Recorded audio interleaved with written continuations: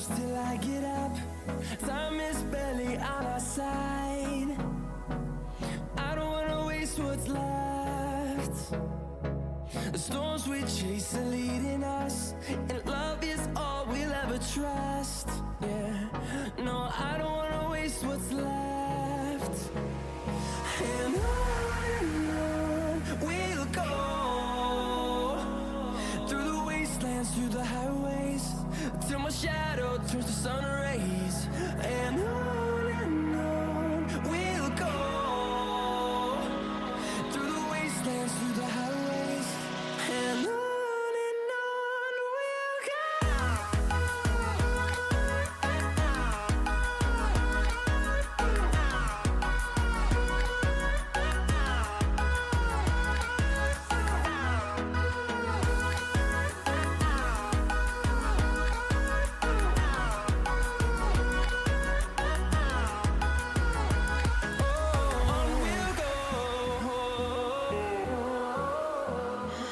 What does perfect even mean?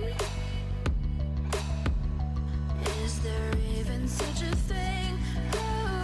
Ooh, can we switch up all the rules and imagine a utopia? Darling, I'm just so fed up with these expectations. They keep weighing me down. My heart is begging me to get the hell out of my head. I'm gonna live inside the upside down for a minute and pretend, honey, I'm a perfect 10. Whoa, whoa, honey, I'm a perfect 10. Whoa, whoa, and if I say it enough, it gets ingrained in my head, and I start to see, honey, I'm a perfect 10. Honey, I'm a perfect 10. Whoa, honey, I'm a perfect 10. Honey, I'm a, yeah.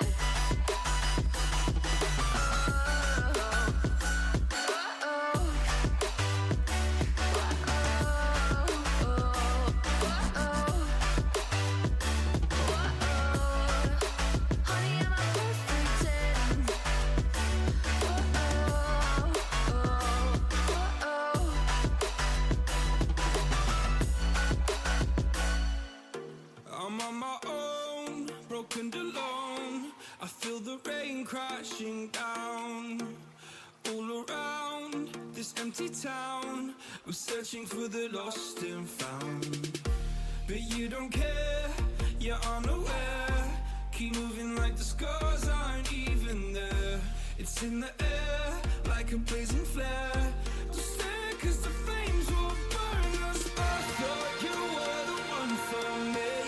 That's why I gave you everything. Held you close by the stormy seas. Oh, you meant the world to me. I used to kiss your head when you cried for me.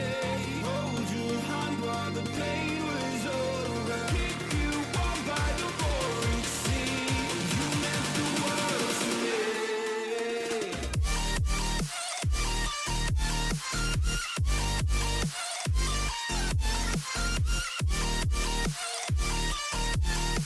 Oh, you meant the world to me.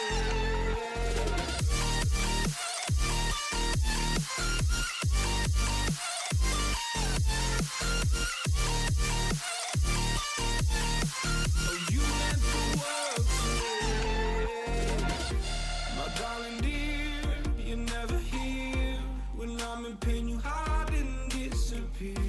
Like shadows in the atmosphere, charting the stratosphere. Yeah.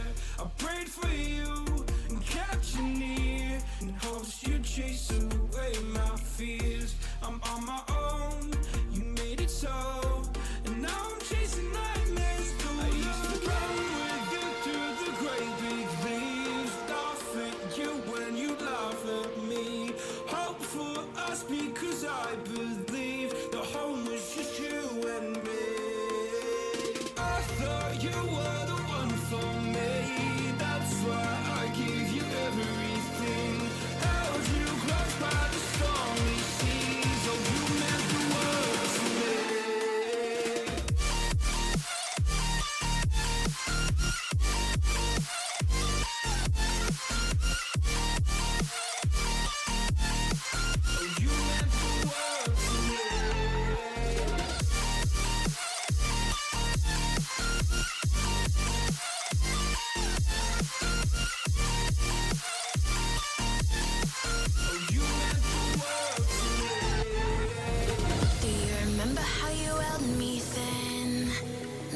got me reaching out.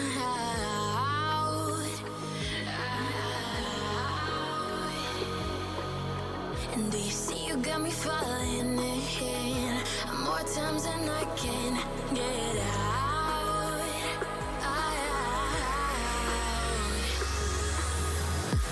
Down in the deep of my mind, I call for you and you're always inside. Down in the deep of my mind, how long do I got to keep you, to keep you? Down in the deep of my mind, I call for you and you're always inside.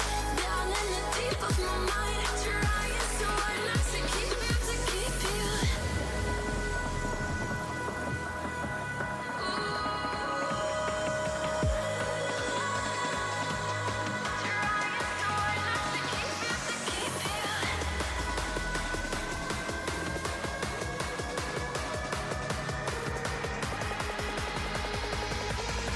How long do I got to keep you, to keep you?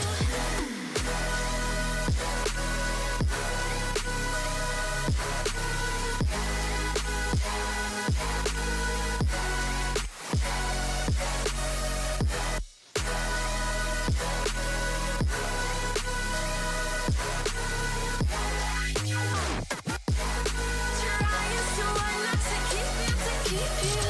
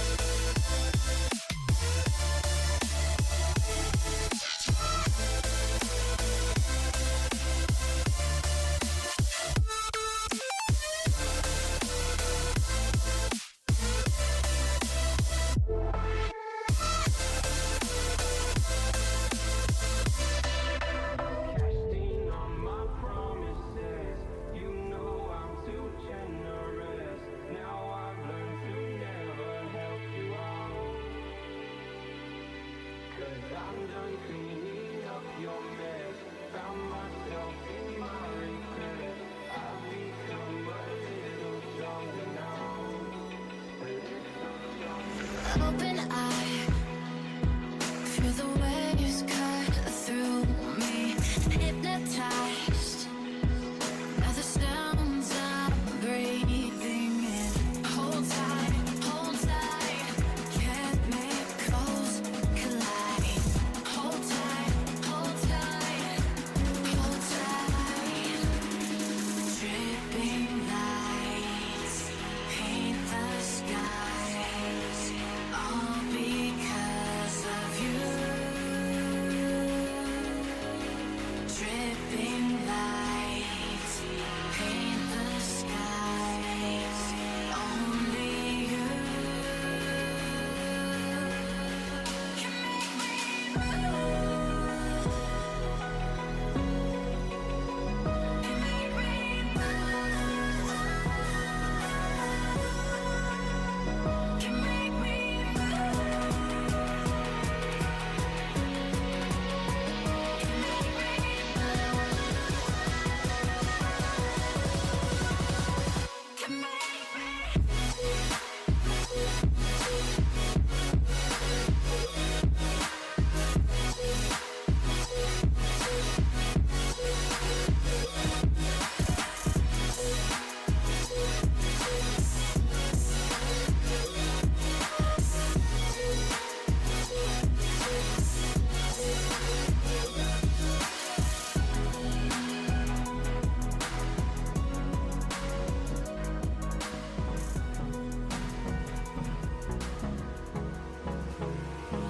Hold me close till I get up.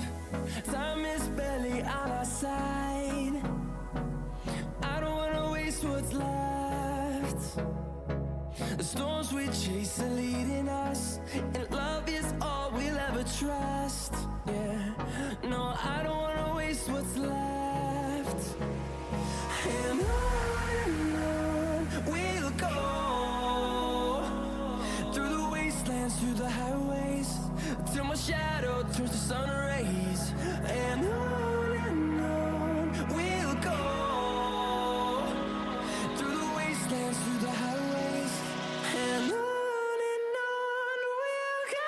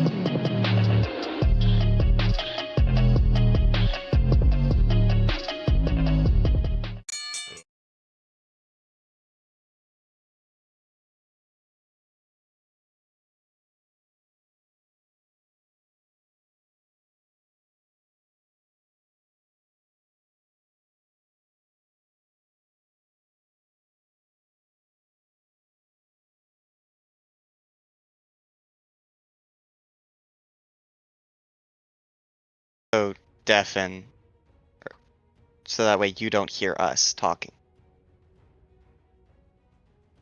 Or the stream doesn't.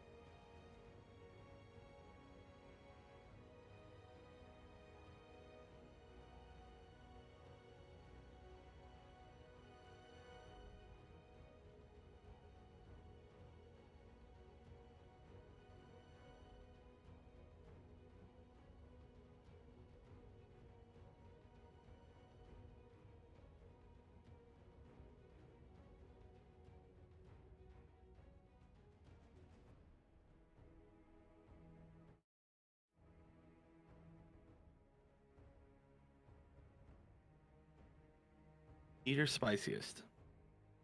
No, that would be crossing lines I should not cross in public. Eater spiciest. Fair enough.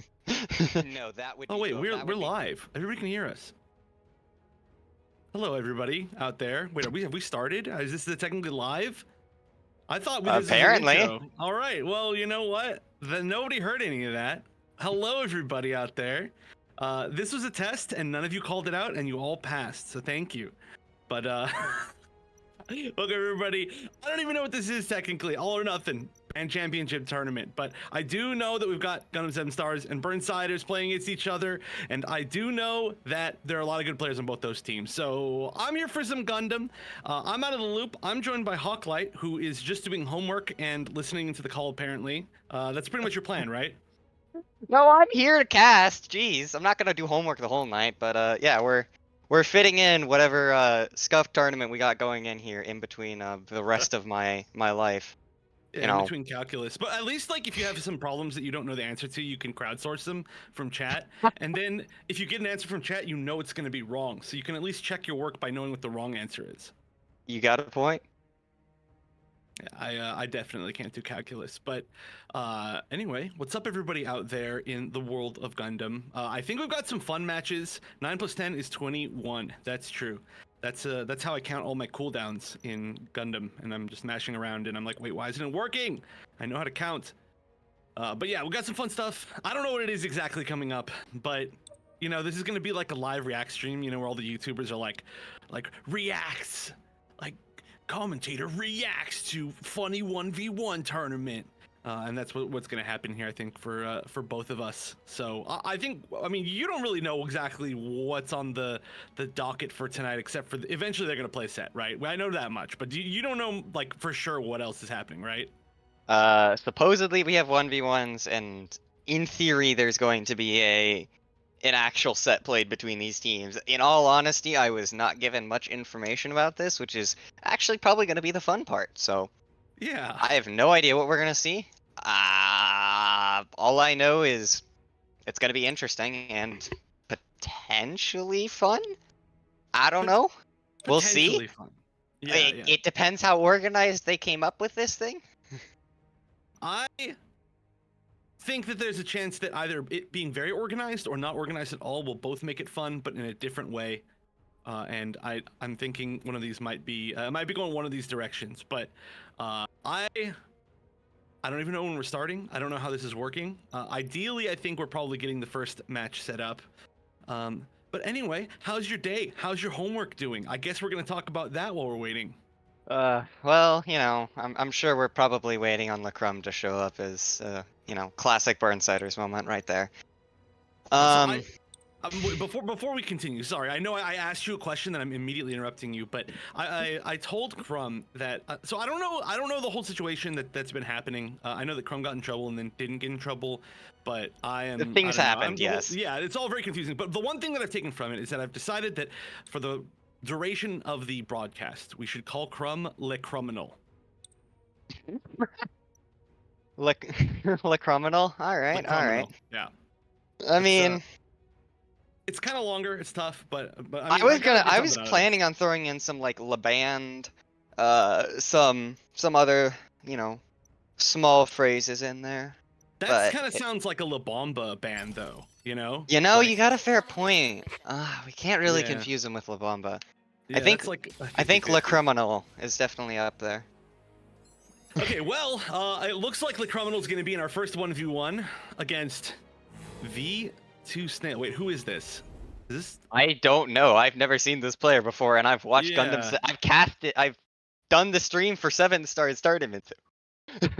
I'm So- thinking this might be somebody because they have a season 3 tag on, so I'm assuming this is someone's like name change or something. Nah, I don't. Maybe? I don't know. Twitch chat, source us some information. Somebody go do some data sleuthing. Who is V2 Snail? Well, this is going to be a Dom 1v1. So I don't know what the rules for the Dom 1v1 are, but we're going to be doing it on Mountain R&D. Obviously, this is a domination map, so it's Dom on Dom. Domius 76. Dominus. Yeah, I was like, Domius, what the heck? Okay, that makes sense. That makes sense. But yeah, because also Dom player, so okay. I don't know what the rules are for this, but at least we know. And I'm just gonna call him Snail. Honestly, we're just going that way. Ah, you got a fair point. You got a fair point. So we got, well, you know, we got Le Criminal and Snail going with not correct names, but they're the names we have and they're the names we're going with. Yeah. I don't know. I'm actually interested to see how this 1v1 goes. R&D is one of those maps that, like, as a Dom player, I've never been a huge fan of, but, you know, maybe we'll see something interesting. I like R&D when you get the high ground and you can just shoot down on people and laugh at them, but there are definitely moments where it's tough. I don't even know what they're trying to do here. They're definitely fighting. Are they playing for the point, or are they playing just to kill each other? I don't know. Must be playing to kill each other because they both went to B off the bat. V2 Snail going for all of these air shots. I don't think it works that way. Can you? Okay, full team kill. Let's go. Full team wipe. All from Crumb alone. Very impressive. Hit him with the stop sign stamp. So good stuff. You know, it works. Definitely. You know, one of the things I'm really interested to see in this 1v1 is how the mines are used for laying traps. Because I'd really like to see some like really stupid shenanigan mine traps. But you know, Crumb being smart with these angles and these pushes, although he does kind of give up a health pack. Yeah, can we see some G dashes, please? Tired of seeing these full dashes coming out of these DOMs. Oh my god! Don't trust me. I'm gonna have to not comment on the playing abilities. There we go. There's a G dash. Let's go. Hey, are we getting heard right now? Is our coaching gonna work? What are they doing? They're just running around. They're not even hitting each other. I want to see a full 1v1 with mines only. I think that would be fun. But okay, Crumb finally getting taken down. All right. I guess the score is 1-1. Again, I don't know how this works. Trust me, it wasn't explained to me either. All I want to see is a mine trap. All right, if you're going for the first to 5, okay. I guess we're doing first to 5. So that's 1-1. I'll try and keep track of that. Well, you know, math guy over here. We might need to go into another round to get a first to 5. I don't know. Oh, ooh, aggressive. I do like the getting on top of the pillar. It does give you a little bit of the high ground, but like the jumping up and down and missing all of your shots because Kona Fire is a thing is, you know, some real five head strategy brains right now. Imagine if Dom could shoot accurately from the air. That would be. I don't want you. Trust me, you do not want to know what would happen if Dom could shoot accurately from the air. I don't think I would be allowed to play this game. I think that's a fair call out. I probably don't want to see what would happen, but you know, we're at the end of the game. They should do one final patch like the week before that just breaks everything. You know, let Dom shoot accurately from the air. Give some people like unlimited ammo in their clips. Oh yeah. That's all right. 3. Snail up 3 to Snail's up 3 to 1. Oh yeah, there we go. Look at that scoreboard. Thank you, production. We got a Dizzy in the casting booth over here. Ooh, there's the mine trap. Yeah, I wonder if it'll work. A little bit hard at least to. Oh, it's gonna hit. Oh god. Oh god. No, it gets spotted. Good information. I guess we're doing ults? Question mark? Oh, it just gets blasted all the way back into base. Okay, this is actually really big. Good die for this. Please kill him for this. Don't let him live for that after that. Come on, on, Crumb. Yeah. Oh, there you go, Crumb. Seems unnecessary, but I like it. All right, 3-2. Hey, it's a 1v1. There is no unnecessary sportsmanship. True. True. Okay, here's the question: Who's got the better drip? As a Dom player, you have to decide. We got the orange, the Doom. I don't actually remember what it's called. The Doom something. Doom Order. Doom Order, yeah. Demolition something? I don't even remember what the Doom Order skin. I've run the same desert camo since like season 1, dude. Wow. Like, I do not have the drippiest Dom, but you know, it works. It's a signature skin, right? Like you gotta like be good with one suit on one skin, so that when anybody sees that skin, they're like, oh, it's that person. Like people do that in fighting games. There's like the Smash players. You gotta be that guy. Yeah, exactly. All right. I mean, the one's definitely been interesting. The fact that they play the ramp so much is, you know, not something I would have. Does that count as? Because that would be. Wouldn't that be 4 for Snail? Or are we counting that as a tie? That's a great question. I mean, Crumb got the kill. Well, Crumb got the kill and Crumb killed himself, so scoreboard says 3-3. Are we going by scoreboard? Okay, Crumb giving a ruling mid-match, which doesn't necessarily seem to have competitive integrity, but hey, you know, the man's the one running this. You know, just gotta trust him. Yeah, that's why he's the criminal for this weekend. You know, making the admin calls mid-match in his favor. That would be funny though. So does that mean that if you end up getting hit and then you blow yourself up before you get a chance to die, can you like deny a kill from the opponent in this match? I guess, but I mean we're up 4-3 now. Snail's up 1. This is too close for my liking. Wow. I don't think he gets a choice about what he likes, but you know, maybe he does. A battle at the point according to Madigan? 10 seconds. Oh yeah, there's 10 seconds left. 3, I mean, 2, 1. I was joking earlier when I said that we. Oh wait. That's it. That must be 1 it. second left. There you go. I was joking about how we might need to go to another round, but we actually genuinely almost did have to go to another round, except for the fact that they pushed them together. La Criminal falls to Snail. A good match. If we're actually talking real strategy, I think Crumb could have saved the G maneuver for one more round and then gotten the full kill without it, but did it kind of like as a fuck you option. Yeah, which again, I don't mind. I just part of it was also just I think La Criminal was giving up initiative a lot of times in those engagements and kind of just letting letting Snail go wherever he wanted on the map. Like he was able to move to health packs and kind of take engagements on his own terms, which, you know, it's when it comes to Dom 1v1s, it's literally just down to who can hit, I think with the current damage numbers, 2 directs and a full laser, or three rough directs and a laser. You know, maybe two directs and a splash and a laser, something like that. Mm-hmm. So it's really just about like, can you hit your shots, and if you can avoid their shots, like it works. But I think the jumping was a decent idea, but I would have liked to see more like G dashing, moving side to side, stuff like that. Stuff where you know, because with Dom, I'm sorry, I'm going really rant here, but with Dom, you can you can really predict when somebody's gonna shoot because the gun only shoots so fast. And if you time a dash right before they're about to shoot, you can kind of get into this tempo of like G dash every time, like every other shot of theirs, and you can actually start dodging really easily because of it.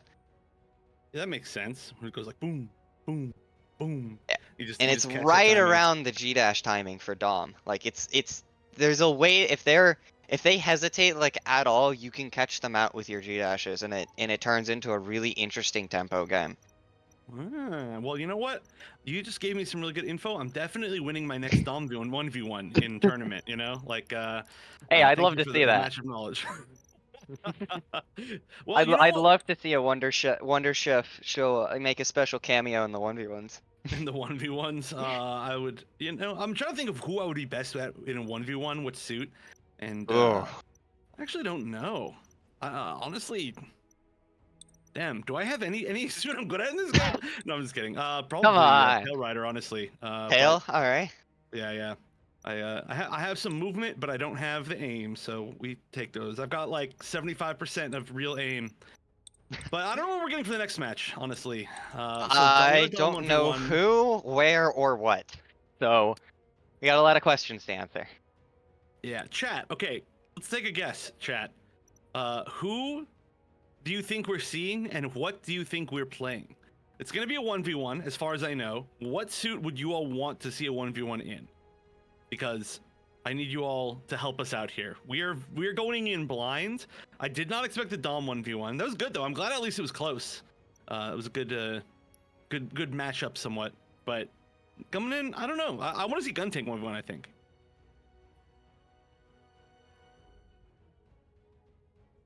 Zakutu ranged 1v1. Ooh, that would actually be kind of fun. Metis 1v1 turret only. No. What I think would be really okay, I'm gonna throw my opinion out here. What I think would be really funny would be, go.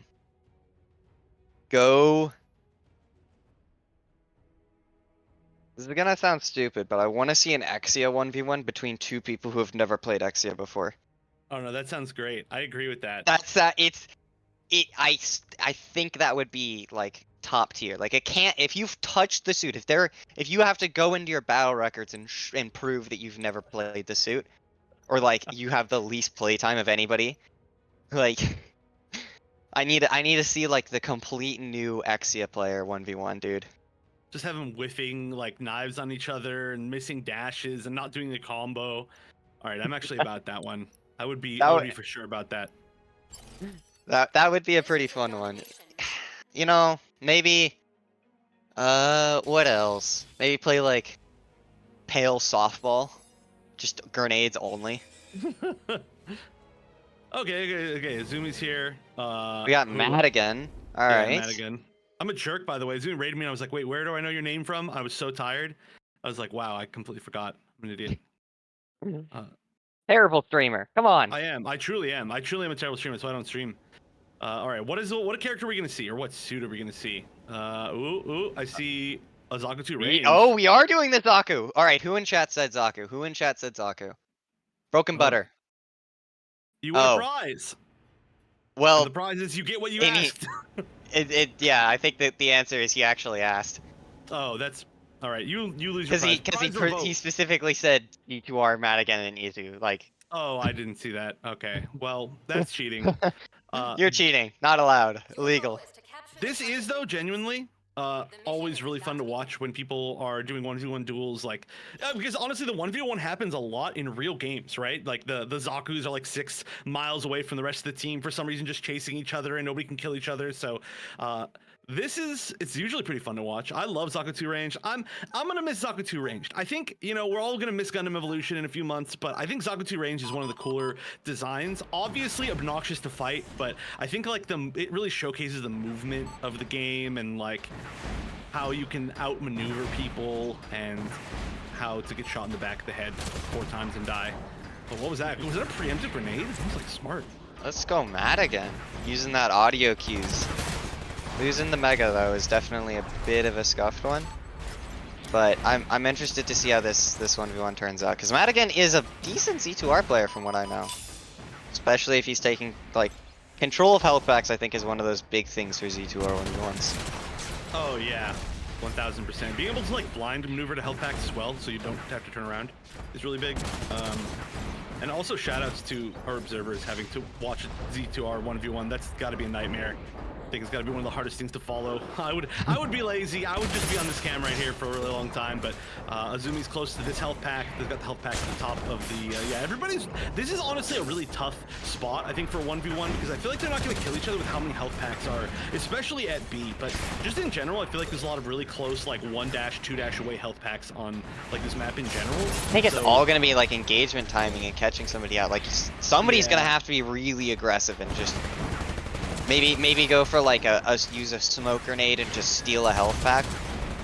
Oh, like there we go. There's the health pack steal. That should be the first pick. There we go, Madigan. Very nice. Wow, that was pretty cool. It was like exactly what you said. You're like, oh well, they should aggressively steal a health pack with smoke, and then immediately we saw it for the first kill. And then now run away the rest of the time. Try to win on time. Easy. Play play to your strengths. No, I'm just kidding. Yeah, that was pretty good. I like the zero drip, by the way, on this outfit versus the entire like. Nah, that's pale. Outfit. That's the pale strider or whatever. I think. Oh, maybe it is. Maybe I don't know. My monitor is making it look weird, but yeah, maybe you're right actually. But I like the other one, the Sylph one. Oh, going for points here. That's not how you win this game. We've got the first G maneuver ready for Madigan, so that's another. There's the punish smoke for sure. out. The question is how are the G maneuvers going to be used? Because realistically, it's you get one, maybe you'll be able to. There it is. Nice. Now Madigan knows he's going to be down on it though. Like Izu will be coming back with the G maneuver first. That's going to be something to keep in mind. Yeah, but again, as long as you have like the lead, you're like you can take a death here, right? Like you're still going to be in the lead even if you take a death with the axe, the heat. Yeah. If you, I would say for Madigan, what I'd be trying to do is force out the axe, so that way you take a death. That way you can, you know, at least take a death from the axe instead of taking a death and them still having the axe. Yeah, for sure. Because that's the snowball you really don't want to let happen. Oh wait, did the axe get stuffed? It was down to like 85 for Ben. I thought it was higher, but no, maybe I'm wrong. Maybe it just wasn't a meter build. It was just taking a really long time. I'm used to there being more targets, I guess. Azumi is going to get that health pack, and that's really scary for Madigan. But again, a small one at the top of this ramp. This seems to be kind of the angle that both of these are playing. One person at the top of the ramp, one person at the bottom. Last time Madigan won from the bottom of the ramp. But oh, there's the health pack, and he doesn't get the pick off of it. That is massive for Madigan. Yeah, you really needed that. In fact, it might go the other direction. With that health pack taken, I'm surprised that Madigan isn't chasing right here.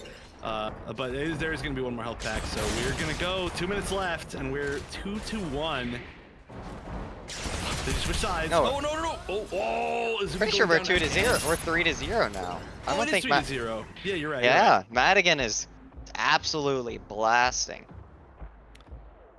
1-0. I told you I can't do math.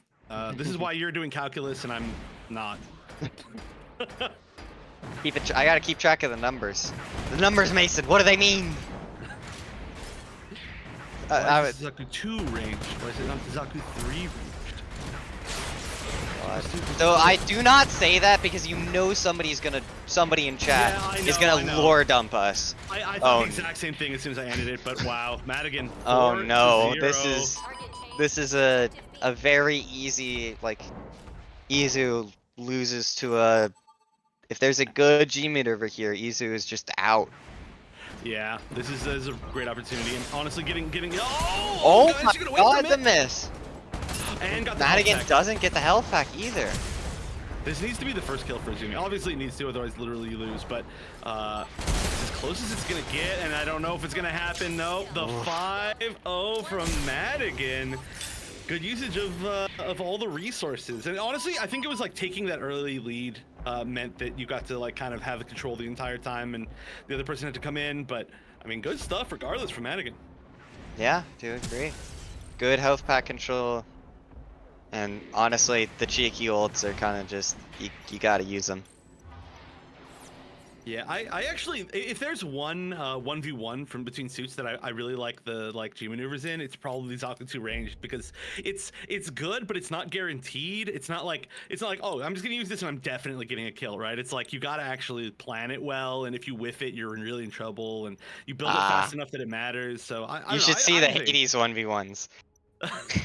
Those are the fun ones where you just go pure. It's purely who can aim. It doesn't matter that it's the same thing as a normal pale 1v1. It's just who can aim diff the other person harder. Yeah, You're yeah. just faster TTKs. They're probably just both like super speed G dashing and just like who can hit 3 bullets on the other person's head. Something like that, yeah. I definitely. Oh my god, there are definitely moments I can think of in my Gundam experience of some Pale Rider calling out like, "I just diffed the enemy Pale in Hades." Okay. Tell me if I'm wrong on this, but I always feel personally like every Pale player wants to diff the other Pale players more than any other suit. Like maybe like melee, like maybe like Bard players are somewhere up there too. But I feel like Pale Rider players, they always just want to be like, yeah, I'm the better at left clicking, you know? I mean, Shift W M1 click heads. Like that's all you got to do. It's real Yeah, simple. You just got to be better at the next guy. right. The Pale players love to be the best left clickers, though. I'm telling you, there's just something about it. It's always like I gotta be the harder carry, which I feel because, like I said, I play that most. But Dominus saying he ego challenge every Dom player. We know that you ego challenge every Dom player. That doesn't mean that every Dom is out here ego challenging every Dom. Come on. The only Dom I'm out here ego challenging is our one true Lord and Savior, Casino the Crotch Cam. Lord Casino. I mean, honestly, the Dom 1v1s, they take too long for the ego checks. You're sitting there trying to chase down their Dom and nothing's happening the rest of the match. I mean, what's really funny is the moments in which you get a Dom 1v1, like, and both of you pop ult at the same time. And it goes from like a really strategic, like, all right, I gotta predict where he's moving, I gotta G dash, I gotta lead my shot to make sure I hit him, I gotta, maybe throw a mine so I can block a little bit of his laser. No, now you're just jousting. You turn on the gas. Gotta Euro beat it up and just zoom around and just, yeah, exactly like jousting. It turns into like battle bots. You know, battle bots? Yeah. It's basically what it is, right? You're just like turning in circles, running into each other. Bumper car fight? I like that one too. That sounds accurate. Oh man. I also, for those of you who don't know, this is like one of the funniest interactions you can have with a Dom ult. Hyperion ult actually grabs Dom out of its ult, but the ult, but you still get the damage ticks. So generally speaking, Hyperion loses the Dom, like the fight between a Dom ult and Hyperion ult, because Dom ult does more damage. It is like the funniest thing ever when you're like, as a Hyperion, you're ulting their team and you accidentally catch a Dom on his ult and you're just like, well, I'm dead eventually because I can't get rid of him. Whoever designed the Hyperion ult in particular is like a very funny human being. All they wanted was funny moments. They didn't want actually a good move. They just wanted like people falling off the map, or people going to the sky, or people completely whiffing, or people getting pulled through and then killing anyway. Like all that thing is like a Twitter clip, like highlight reel, but like not in a winning way most of the time. Sometimes, okay, every once in a while there's like a, yo, this is a sick pop off, like I Hyperion whatever Lancered the turn A using their Unite, oh my god, their ult, like whatever. It's just, but I don't know, that movie is just so funny. I love it. I love, my favorite thing about it is like before it got changed with the early activation time and how slow it was, where you'd see somebody slip, like a Hyperion would just slip out and pop their ult in front of 5 people and just like disappear.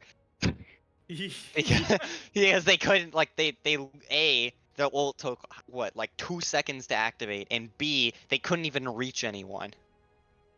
My funniest moment was I was playing just some ranked match, and I walked out and I was playing Hyperion and I shielded. It was before the speed up, but I walked out and I shielded and I ulted and I instantly died, and the one of my teammates was like, "Hey, just so you know, you should use your shield first before you use your ult." And I was like, "I did."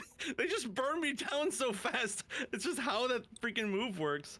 But they just assumed that I died so fast because I just didn't pop shield. So that was definitely an experience. Also, before it could turn, its ult turning was so funny. It was like, Oh my getting in, god, like, you a would just broken you would just car. get stuck in against a wall and you couldn't do anything. Yeah.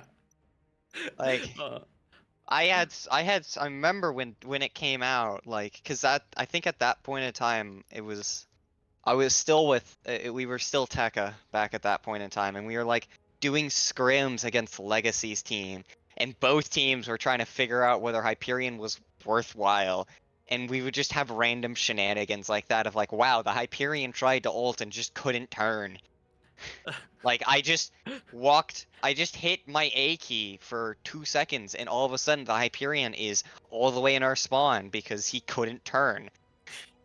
yeah, or like you use it and everybody just zips to the side and you just go past everybody and you're like, yeah, no. Yeah. Oh Just my god, stupid. before it could turn too, so funny mode, I wonder if Cardis is in chat. If he is, he'll know exactly what I'm talking about. There was either a scrim or a tournament match where I popped Dom ult and he popped Hyperion ult at the same time. And Hyperion ult gets the speed boost, but doesn't turn any faster. So imagine being a Hyperion going Mach Jesus without the ability to turn.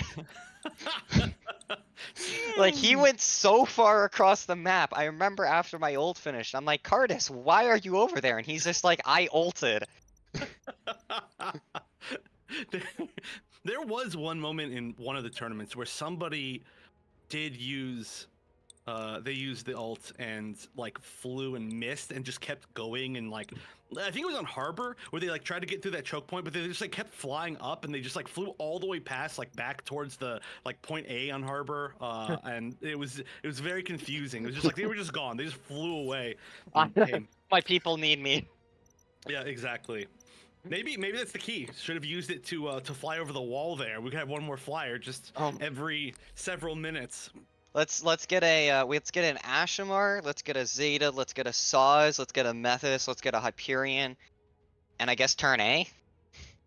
Turn A Yeah. also, or maybe you throw an Exia in there because Exia can get over the wall, like. Yeah, I mean, there's a few. I mean, there's a few Or that can get over the Barb, wall, right? like just Heroes. throwing an entire team over the wall. Yeah, everybody over the wall all at once.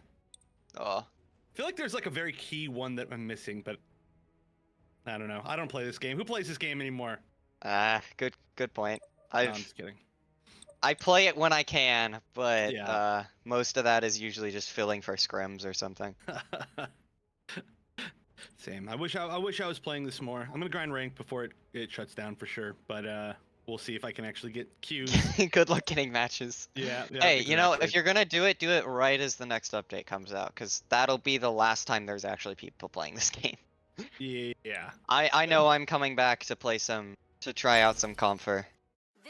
Oh yeah, that should be fun. Wait, is this a real match? I don't know. I saw something in a Discord chat that we're doing a sniper thing. Okay, well, I do see Crowdley and Criminal and Tokyo Against Bunny. Airy and Tokyo. Oh my god, we actually are doing the sniper battle. Why? I'm guessing on it's this I'm map? guessing it's Dynamese GM Sniper versus Dynamese and GM Sniper. That would make sense. I mean, this is I would take this map over Harbor, to be honest, because Harbor would be way too one-sided. But, huh. Yeah, maybe. I don't know. This is a decent ranged map, honestly. Like this, there's angles that you can play, high grounds and whatnot. Like, Yeah, I don't maybe know how this map underground is gonna command center, work. like first point. There might be like enough places that you can go to kind of like outmaneuver people. I don't know. I don't even know what Maybe. I don't even know what the goal is here, but it looks like you're right. We've got the Dynamis and the Gym Snipers. I just don't know where they're gonna fight exactly on this map. Fight over bomb site? But are they playing for plants or for kills? If you play for kills, then you just pick both people and then you just stand at the top of the ramp and like I mean, I don't know whose thought process this was, but we'll see how it works. Yeah. We'll see if we get any sick dope headshots. Mm. I'm a fan of seeing the snipers, right? I actually kind of wish that we had more sniper 1v1s in general. The sniper 2v2 is interesting as well, but I think we should definitely at some point try to get like all the best sniper players in the community together and just get like a headshot montage of 1v1s. That would definitely be interesting. I know I've done some sniper 1v1s against a friend of mine at one point. We were doing just like straight sniper 1v1s and R&D, and being able to jump and hover and do shenanigans was very fun. I could see a sniper duel being interesting. Well, first shot maybe soon. Definitely seems like the defenders have an advantage here, but maybe not. It looks like Tokyo Bunny already going down 2 hits, 2 little tiny hits, Dynamis body shots. So not dead by any Shield down means. for Airy. Crow took a body, it looks like. Ooh. The missile snag. Crumb is just in here brawling. Good pick on Tokyo. Let's see what Airy does. I'm assuming that pistols aren't allowed. It looks like they're not, but wait, we're actually going for plants? What? Okay, that is gonna be a down. That is a bizarre place to attempt to plant as well. There's too many spots up top to shoot through. I'm sure though that probably Crow was was like, probably hoping that Crumb would be able to hit shots. Or Le Criminal. the criminal. Yes, excuse you. Man, not calling him by the accurate title. Criminal. Yeah, gotta be the official title. But all right, aggression coming now from the defending side, which is interesting. Ooh. I mean, they Crow ooh. coming out of the sky. I like that. I'm sad that we didn't see more. Oh, nice shot, Crow going down. But we didn't see more of like the aerial gym sniper stuff after it got buffed. I think that's super fun, and I use it all the time. And I understand why we don't see it more. But You only get like a shot or two, so it's kind of it's not 2 insane. shots. But it's fun regardless. Ooh, getting the pickup. I don't know if that counts as the kill. I'm assuming not. I don't know. I'm not used to there being pickups in like the 1v1s, so this is different. I'm curious. And then Airy does not return the favor, and dies. Huh. Well then. Yeah, you really gotta confirm kills because everybody's got the repair gun in this match. So It's 5-5. So, are we playing for kills? Are we playing for plants? first to 10. Okay. First to Team. 10 team? Okay. Kills on team. That makes sense. Alright, so well, Crow- this is the biggest thing. Crow gets a Nice. pick. Dynamis ult. Double Dynamis ult. Everybody missing in Trans Am. Ooh. Okay, the criminal going down. Trading 1-for-1 actually. So not the worst thing in the world. Hopefully you should the really get res pickers comes there. up though. Yeah. Keeping this high ground control is definitely going to be important. 8-6 it looks like on the in favor of the sniper, the criminal and Crow. I don't know. Do they have a team name? Somebody in Twitch chat, do they have a team name or no? Chat team or Twitch chat, create their team name. We need you to create. Twitch their chat, names. we need a team for Le Criminal and Tokyo. Each team respectively. Oh, gets caught by the gravity grenades. That's gonna be 8-7 now. They can finish Ooh, up. Tokyo Oh, on a pickup. good flank here. Yeah, It's one pick. Is Crow gonna go down? Do they get that? Oh my god, they don't get the finish. All right, there's no But more, maybe that's grenades, strategic though. to get a second kill. It Oh looks my like god, it the was. reses. Wait, so Oh my so god, one the more- reses. One more kill, right? One more kill for the side of the criminal and Crowley, but they need to actually get it here. And right now, Crowley just caught off. Oh, can you Is get that the it? finish? Just need to get the finish. Oh no, there wasn't a chance. Okay, so this is now. Okay, what's the score? What's the score, production? I think we're at 9-9. Wait, what? Are we 9 to counting revives 13. as negative? I don't know. Because technically speaking, Should we just look at the deaths on each side, maybe? I just realized that. Maybe we just look at the deaths, right? Because so right now that's going to be 5-6. end of round. End of round. Okay, that's fair. Alright. Sniper roll coming out from Crow. Getting some information, some hovering. Boing. Airy goes down. Ooh, Immediately through the traded though. bush. Crow getting Oh, a little aggressive there, trying to go for the finish. that's the end of the round. That might have turned everything around right there. Tokyo Bunny taking think 2 kills Tokyo and a and- repair. Yeah. I think Tokyo and I think they take the overall. I think. I think the fairest way is to do this by deaths, right? So whichever team has the least deaths overall wins. I think we'll have The- to wait until this next round loads yeah. in to see. So Deaths, it's 4-4 on the side of Criminal and Crow. So I guess Tokyo and Eri win. Lacroix and Tokyo Baneri. That almost works in a Pokemon sense, but I think so too. I think overall, if we're just doing to the end of this round, that looks like a win to me for Tokyo Bunny and Eri. But it was all at the end right there because it was 2 kills and a repair, and then 1 kill right before that. And I think the Lacroix team had the advantage until then. Yeah, that when they had that side control, it went pretty well up until the flank from I think it was Tokyo Bunny on the sniper just sliding in the side, forcing our the criminal to turn around, get shot in the back by Eri and not be able to use that shield. I think that flank up on the top of the site was one of my favorite moments from Tokyo Bunny. That was really nice, but altogether it was weird. This was less of like an actual full like long range sniping battle, and like it was more of like a mid range sniping battle because just where they fought most of those matches. So it was a lot of aggression, right? We saw some shots that were like literally just like in people's faces, like they were playing at barb range on the gym sniper. You should be able to pick up your sniper rifle by the barrel and just swing it like a hammer. Honestly, I'm still kind of sad. I remember somebody at some point was like, we need to add a suit that can like parry melees, and I'm like, man, that would be a cool idea. Never happened. I'm mad. I still to this day want an image of some suit like parrying a like a barb hammer, and just like standing over them saying like, parry this, you filthy casual. Or something like Barb just standing over whoever can parry, but like one of their stuns goes through the parry or something like that. Like the sword slash doesn't get parried or something. Mhm. So you just create some meme off of that. That would be good. They honestly could make this game again in a few years, but like melee only, and it would be a pretty fun game. I don't know if it necessarily be like I'm obviously it would be a very different game, but like I like the melee to melee interactions. They're pretty fun, even though it's toxic and sometimes the netcode doesn't make it happen very well. But in theory, and sometimes in practice, the melee 1v1s are fun. Yeah, I mean, I guess we'll have to find things out. I did get a quick message from Dizzy, our cast or our production, that he's restarting his game and we're going into a normal series. A So normal series, wow. I guess we're heading into a best of 3. All right. I Well, think. I don't I remember think how it's this best game of 3. goes normally. Been We've too watched long? too many gimmick matches now.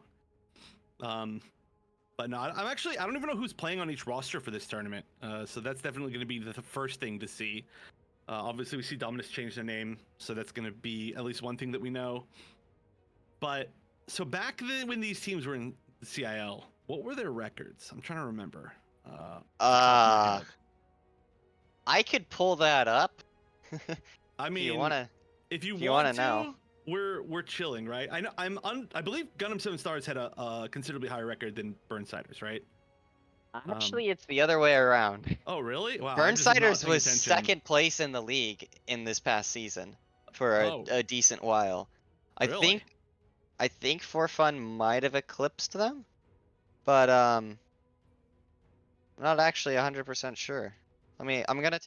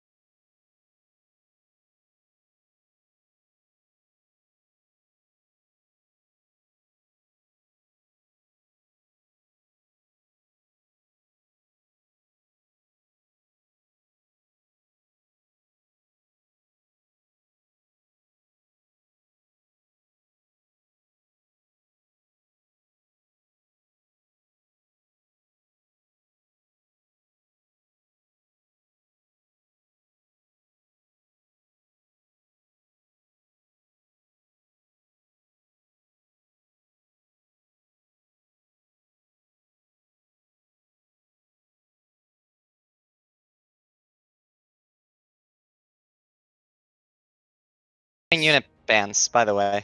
Okay, good to know. And then yeah, I see Ironworks is on here, and large Then conveyance facilities. yep, the gray map and the lava map.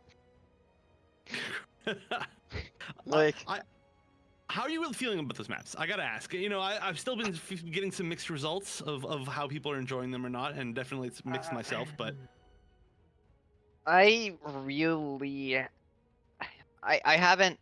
They came out after my I entered my retirement, gotcha. so as much as I have played on them, I do not have the kind of experience that I would like to be able to give like a full judgment on them. I will say just from the times I have played on them, Ironworks is a very spread out DOM map. Mm-hmm. Like relatively speaking, it's a very large map for compared to the other DOM maps. And that makes it it's very rotation heavy, timing heavy. And conveyance facilities is it's very awkward in my opinion with how you need to play it as a defender because you have like both the opportunity. It's kind of like, you know how Harbor First Point, every like the really good teams would basically be able to like full hold Harbor First Point and like kind of like Quarry Waypoint, first Waypoint. Mm-hmm.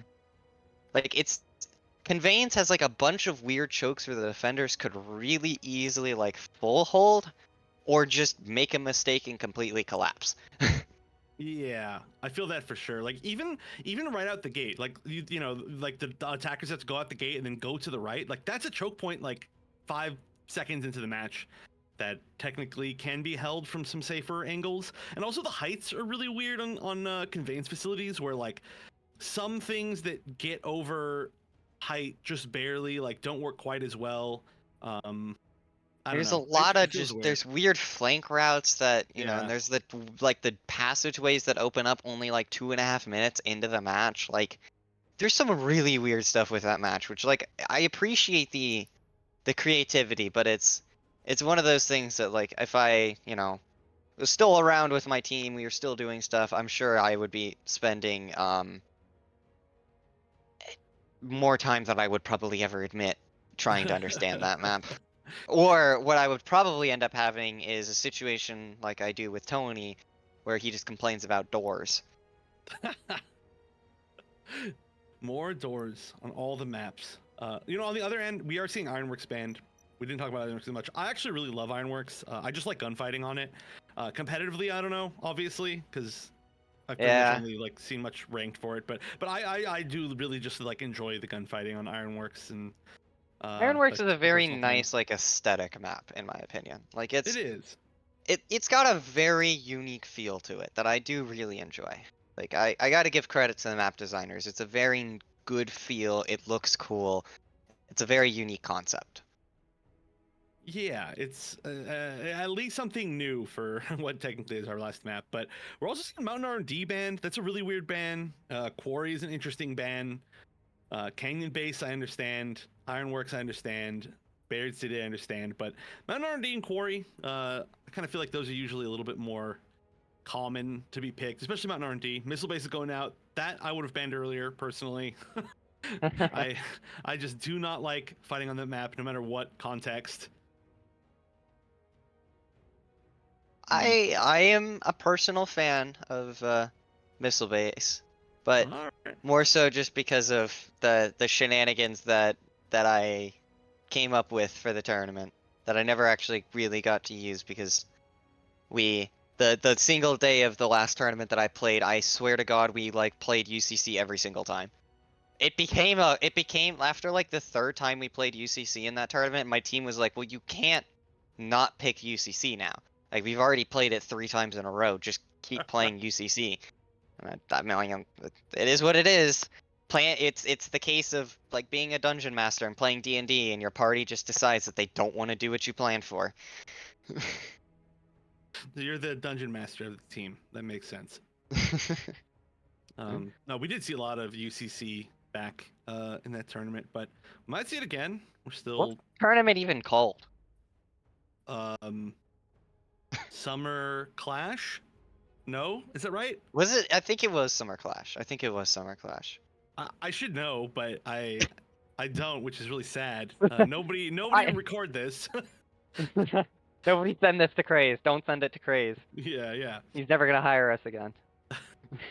But we can all yell at Craze to try to get us one more tournament. All right, Colony Trading Post is the first pick, it looks like. So that's been so popular recently, just among like all the teams, especially like the CIL adjacent teams. Colony is just like, we've seen that more than like every other map combined. Do you have any like knowledge as to why that is? Colony's just a good map, honestly. I think it's one of those maps that people really hated at first, but Mhm. as people actually like learned the map, they're like, wait, it's actually kind of fun. Like there are different things you can do. You can Mhm. push from waypoint, you can push underneath the bomb site, you can push through main, you can have flyers up in weird places, you can have flankers going to weird places. I mean, and then you get to like this really cool choke point that you have to like, everybody hates. Worst part of Yeah, the map in a lot of really people's cool choke opinions. point is an interesting way to describe that. I think I'm gonna say. You get, I mean, but like as a defender, there's a lot of you have to be a very aggressive defender to hold colony. But as an attacker, you have to like almost like the way I would describe it to my team is we almost had to like start a siege. Like you just have to crimp on them, like collapse on a team from all angles and slowly chip them down as an attacker. Whereas a defender, you're like trying to just be very aggressive and break holes in that siege. So that way you can keep getting health packs and keep sustaining yourself. Mhm. And there's so much counterplay to that map. I do agree with I know some of the guys on my team really liked it, and I kind of agree with them. It's a fun map. Yeah, I mean, I personally, just in like a playing sense, I really enjoy playing the first point on it. But then once it gets underground, it's a little bit weirder to me. But I mean, we also do see a lot of times where like the second point isn't like necessarily like matter or like it creates some hype moments. So I definitely get it, and we're gonna get flack for it. It looks like on the second map. And then our decider, I assume, is going to be Underground Command Center, so you might get even more UCC. Flag Fort though, another another map again that we saw like a lot. We don't see it as much. I'm curious as to why this ended up being the pick. I feel like we got some really common ones, and then Flag Fort now. Yeah, Maybe. you're not wrong about that one. I mean, but to be fair, Flackfort is one of those maps that's like, you know, if you have a turn A player, it's a good map to pick. If you have if you have, I mean, flyers can work pretty well on this map. You know, Dom is a pretty solid choice for that map. Like, there's a lot of. I feel like Flak was one of those maps that people. I don't know why it got banned so much. I love that map. Flak was one of my favorite maps. Yeah, I love watching Flak, and I personally love playing Flak, except for the fact that nobody in ranked ever knows how to defend on Flak. But, well, at least I mean, no, okay. Let me rephrase that. Nobody on ranked ever defends in the first site on Flak, and then it all comes down to like who can defend the second one better because it's everybody's just so easy, like good at getting picked on ranked for some reason. But uh, I personally like it. I mean, I think it's really fun, like seeing how teams coordinate to fight within the first point and then get that big push through. I mean, I do Yeah, get there. some reason why people wouldn't like it, but I don't know. I mean, I think that there's reasons for every map, technically. Yeah, I do agree with that. I part of me just I love that map so much. Specifically like those moments where you're on that map, you're playing the inside trying to defend, and you've got these like super tense moments of like you're just trying to stay alive, trying to stay in the fight, making sure that you're getting picks and putting out damage. Like you can and you maybe like claw back control of the building like with some like one person like popping off, and you know there's so many I don't know cool moments that I think can come from having like a map like that where you're really like it's really condensed almost. I feel like second point, I don't know, second point of flak is such a pain to me because it really feels like if one team pushes through the choke point hard enough, they just win the game. Yeah, I mean, it definitely can be that way. And I think a lot of it is just like how everybody has to get back to that point, right? Like if you're on attack and you push through and you like take the high ground and everywhere, like the enemy team has to run through like the two doorways or the two ramps realistically, and then you just get annihilated. But I mean, Yeah. I still think that though that it's like fun to fight on point B. I think that's a big thing about Flak Fort for me is that you. I personally feel like it's really fun to fight on both points, like directly on them, a lot more so than some of the other maps maybe. Yeah, I do agree with that. Like the points themselves are actually, or some of, in my opinion, I definitely agree with you that they're some of the best points for like actually being on. Like a lot of maps we have like, fights in between points. Like on a harbor, 90% of the fighting happens on one of the two choke points. You don't really Yeah. see a ton of fighting on the points. And even if they are, like second point is usually the ones that's contested the most, and it is completely open with no cover.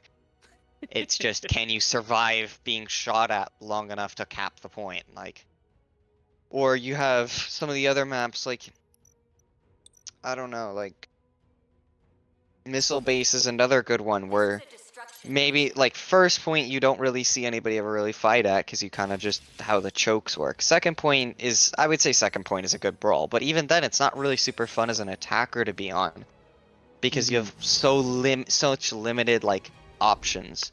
Like you're forced to play around the point instead of directly on it, whereas like Flak, you can really play on both points. Yeah. Yeah, and so the fights are fun, but we'll see that in our second game. All right, finally, we're getting a real match here. We're gonna have Burnsiders versus GSS. I should say their full names. Portland Burnsiders versus Gundam 7 Stars, and I'm just taking a look to see who's actually playing on either side. A lot of who I'm expecting. Some of these names are kind of blurry for me, but are we seeing anything strange here? It doesn't look like anything too strange for me. No, seems like the normal people. I don't know what the name change of fusion something is though. I still can't read what the other second part of that is. Yeah, fusion. Darky? I think that's Oh my gosh. oh right, I feel that's like that's Maximus. Okay. So it's like It's fusion with Blackie Maximus, joke, right? I think. That would make sense. I feel like I definitely can't say that word though, but I will say fusion. And yeah, the names are a little bit blurry to me as well. So we'll just figure out who is who as time goes on. But okay, we've got offense. We've got Portland Burnsiders on the offense, right? Sorry, the name is so blurry. I actually can't tell, but yeah, that looks like that's what it is. And Yeah, our pretty Discord classic stream stuff. of what's going on is not great, but we'll make do. Yeah, We might not be saying names, but we'll be Exactly. commentating. yeah, and as long as now I know who's at least on attack. So we are gonna have a Mahiro on defense, it looks like, which is pretty interesting. That was a gigantic chunk. We've already got the 19% charge on the Dom. I'm surprised more competitive teams aren't checking for that because that is just such a nice advantage. Or maybe it's 15. I don't know. I can't tell by numbers again. Nope, but I do see Heavy Arms is an interesting pick for Colony, but I'm down for it. I want to see how this works. Yeah, Uni, Mahiru, Z2M, and a Marasai on the other side. We got some interesting suit choices. Jesus, that Z2M. Oh yeah, oh my gosh. But I love heavy arms on some of these ranges here, and I love the flip is so good, at least on the first point here, just for being able to get back and forth. But on offense, it's a little bit more interesting. I think I see it maybe a little bit more on defense. Still, we're going to see 3 members go down now of Burnsiders. Probably going to be a reset. It looks like they don't even... Oh, wait, they're actually starting the plant? Yeah, looks like there's going to be bomb down on B, so down below, and they don't have the waypoint yet, it looks like. So No waypoint and very limited side controls. I don't think this is going to be a plant that's held for very long. Okay, Especially as people are... They just do have waypoint. Yeah. Is it fast enough? The Ash up top might be able to get it. Ooh, But okay. Kaio goes down, and now I don't see anybody nearby. Honestly, that was a really cheeky plant to get off on the side of Burnsiders. I have mad respect for it. But the lack of waypoint definitely meant that they couldn't regain control of the site. Yeah, maybe, I mean, hey, at least it built enough space that they were able to kind of come back in and like retake the waypoint, and now they can all regroup as that was all going on. So, I mean, I do like that, and seeing stuff like that on the first push, where at least you get some pressure going, which leads to like a little bit more favorable position as you're moving through. But it looks like a lot of this push is actually happening kind of from two directions. Like you said, there's a lot of interesting angles that you can push on this map, and we're seeing a lot of different choices here, although we are going to see Fusion go down, or at least we're going to say this is Avi go down on Portland Burnsiders. It feels weird calling Fusion, this is a joke name. 2 for 2 though, and a lot of G maneuvers available for Burnsiders. Ooh, this is a big grouping, but Dom gets picked off there. We Broken Butters going full Hades here. And goes for the plant. Interesting. I mean, Yeah, nobody else in sight, you might as well. I guess so. I mean, it's a good way to end your Hades, I suppose, if there's literally no more targets. But really good offensive positioning now from Burnsiders. It's interesting, they could have gone high or low. They chose to go for B. They do have a lot of really nice options to shoot through the roof, so I'm personally a fan of B. It's just there's some weird angles that sometimes you can't actually fight through. The Mahiru, though, is going to stop, or I wouldn't say stop, but really discourage anybody who's going to be defending downstairs. So I do like the fact that some people are upstairs. That's the Rage Z2M ult with a Dom ult paired. It's gonna be a really aggressive cap or sight regain. Kaio getting a beautiful punch though. Yeah, that is huge. Maybe enough to at least stop this, and it will be. Broken Butter's gonna at least take down one more. Coming in, Kaio and Somebody needs to get on this, but I don't know if they're going to have a chance. Yeah, there's just too many people here. That looks like that's guaranteed. And that's going to be the first sight off of that really nice push. They defended downstairs very well. They're going to be pushing forward. It looks like there's at least going to be Madigan pretty far forward trying to catch any staggers. I think most of the team of 7 Stars should be back in time for the choke point. Yeah, it looks like they are. That's really they're aggressive. being very aggressive. If he gets out of, I would have been impressed if he managed to get out of there alive. And that's long enough after he's not getting a quick spawn. Although 2 picks immediately from the Dom Trooper. Very nice. Dom can chunk so heavily in this choke point as long as you don't get picked. And now we're going to see 2 picks again on Burnsiders. It looks like they might have to retreat and regroup. This is a lot of AoE damage, right? They've got the Dom, they've got the Mahiru, and this is finally where the Mahiru's going to shine. I think maybe it didn't shine as much on that previous point, but it's definitely going to be a big danger. Having a Z2M to stuff the choke point will also be very important, although Derp runs out and dies again? Question mark? I think someone needs to tell Derp that they're on defense for this map. They might not know. I think they're trying to retake the point, maybe. I don't know. Very aggressive Kridnar? I want to say I cannot read anything currently, but yes, Kridnar on the GM just very aggressively using his ult, pushing straight through. Yeah, that's really big. I mean, the waypoint here is like everything. Like now that the fight actually begins is where it actually gets down to. And we are going to be pushing pretty heavily down bottom. Broken Butter needs to respawn though.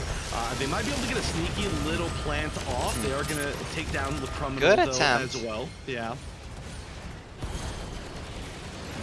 Sakura's down here kind of ratting in the back, surprisingly not getting noticed, and jumps in at a very good time to get a pick as well, with Derpitar just aggressively shoving that GM back. I mean, that's going to be a GM really pick into good Z2M. counter to it, but yeah, that's for sure going to be a rough spot. I just feel like the defending team has so much damage for these choke points. We are going to see Burnsiders do a pretty good job of at least like taking some of the low ground here, but they've got to be worried if they sit down here too long, somebody could go and just kind of sneak the waypoint potentially from behind them.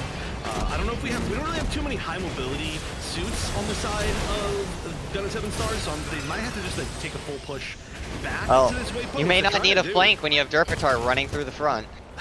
True. Although, wow, that is 5 dead on the side of GSS. Yeah, This how did that might be even the happen? plant that Burnsiders was looking for. I don't even know. Yeah, I mean, we were following Derpitar, leading the charge, and then suddenly everybody else was dead. Bomb does go down on B, makes a lot of sense. Oh, a really fast Screaming Nimbus to try and retake this. Hades and Everybody Dom falling ults. down too, yeah. The full combo and the Zakutu melee ult, they really want 0 potential time on this, but nobody's actually there to get the disarm, and we're still going to see Kridnar trying to hold on as long as possible. Madigan's in the background as well. Does look like the disarm might get Kaio off comes pretty in and soon, gets some but whoa! beautiful pressure. We're also going to see the Unicorn G maneuver do a ton of damage, just chunking into that big group. So that was a lot of G maneuvers used from the side of Gundam 7 Stars to not retake this. And we are going to time, so this is going to be the last one, but a big slash again as well. Madigan taking on Sakura Chiono. And now the two last G maneuvers, maybe of the game, coming out from the side of Gundam 7 Stars. And I don't know if it's enough. Just nobody alive to support them. This is, I mean, there is so many attempts, so many ults used for the retake here, but there just never was enough. Oh my god, did they get the defuse? What? What?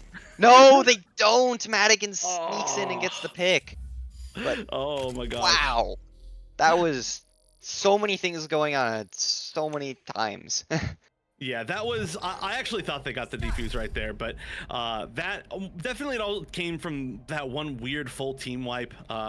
And honestly, the retake was just a little bit too preemptive, I think. We saw, like, for example, like the Screaming Nimbus popped, but there weren't, I think, enough people right there to follow it up.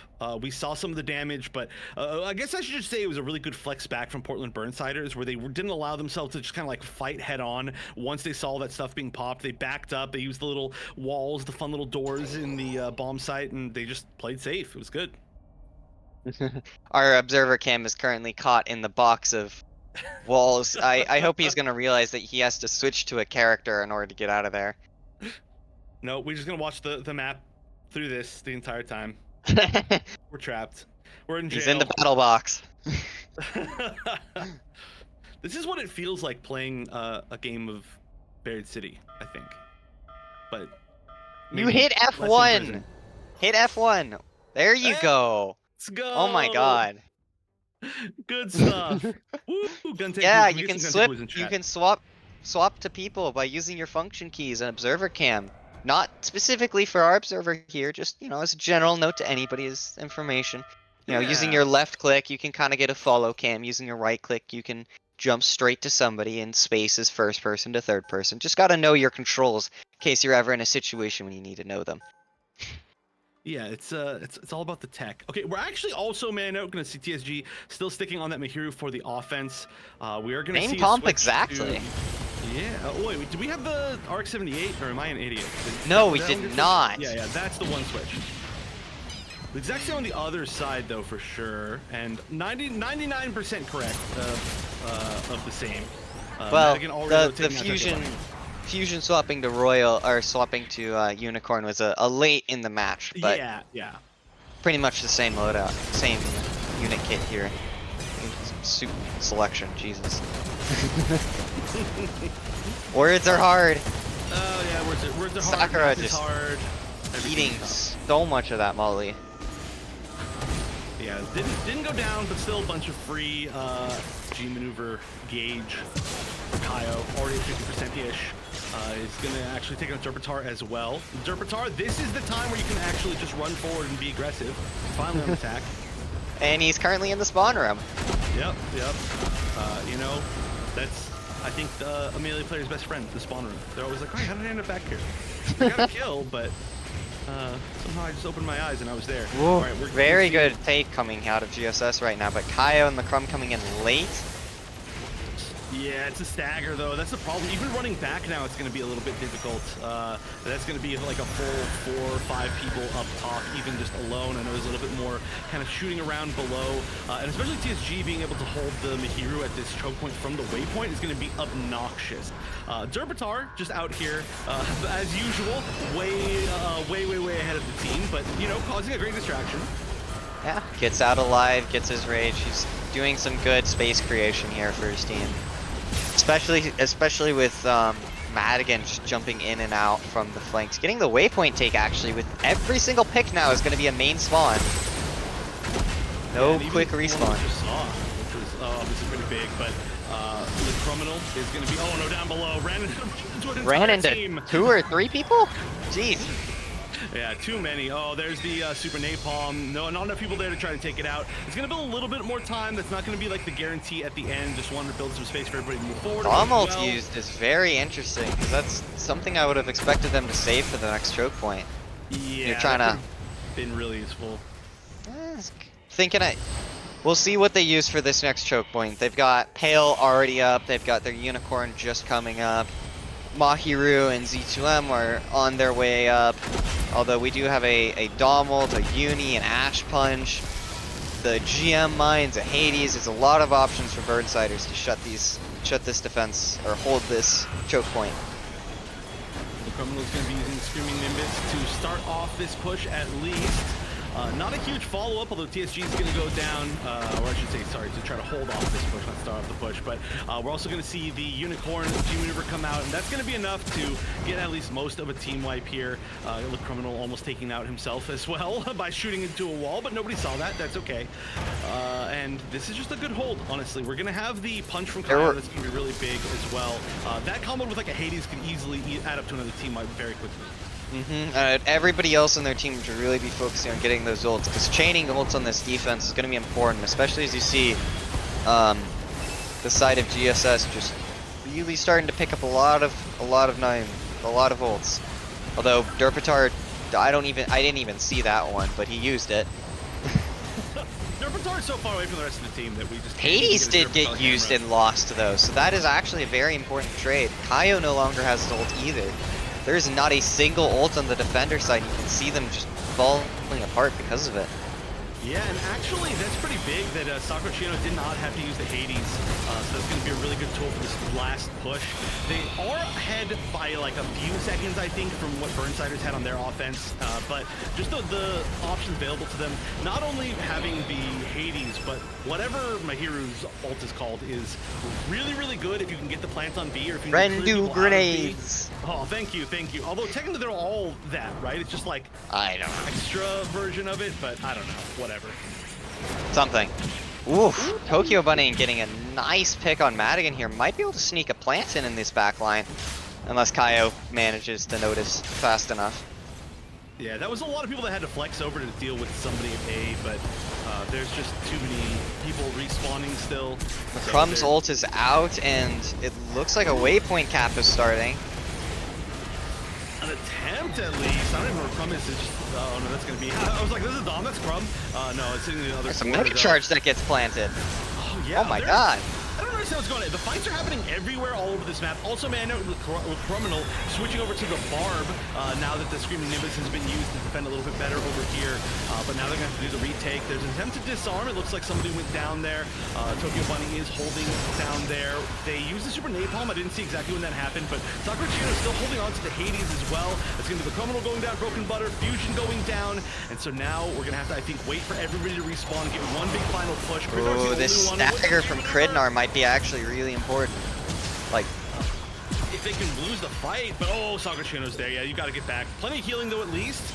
Still, this is just wasting so much time. Ooh, there's the GM mines coming out. Could be actually really key if he manages to get a pick with them. Madigan gets a pick.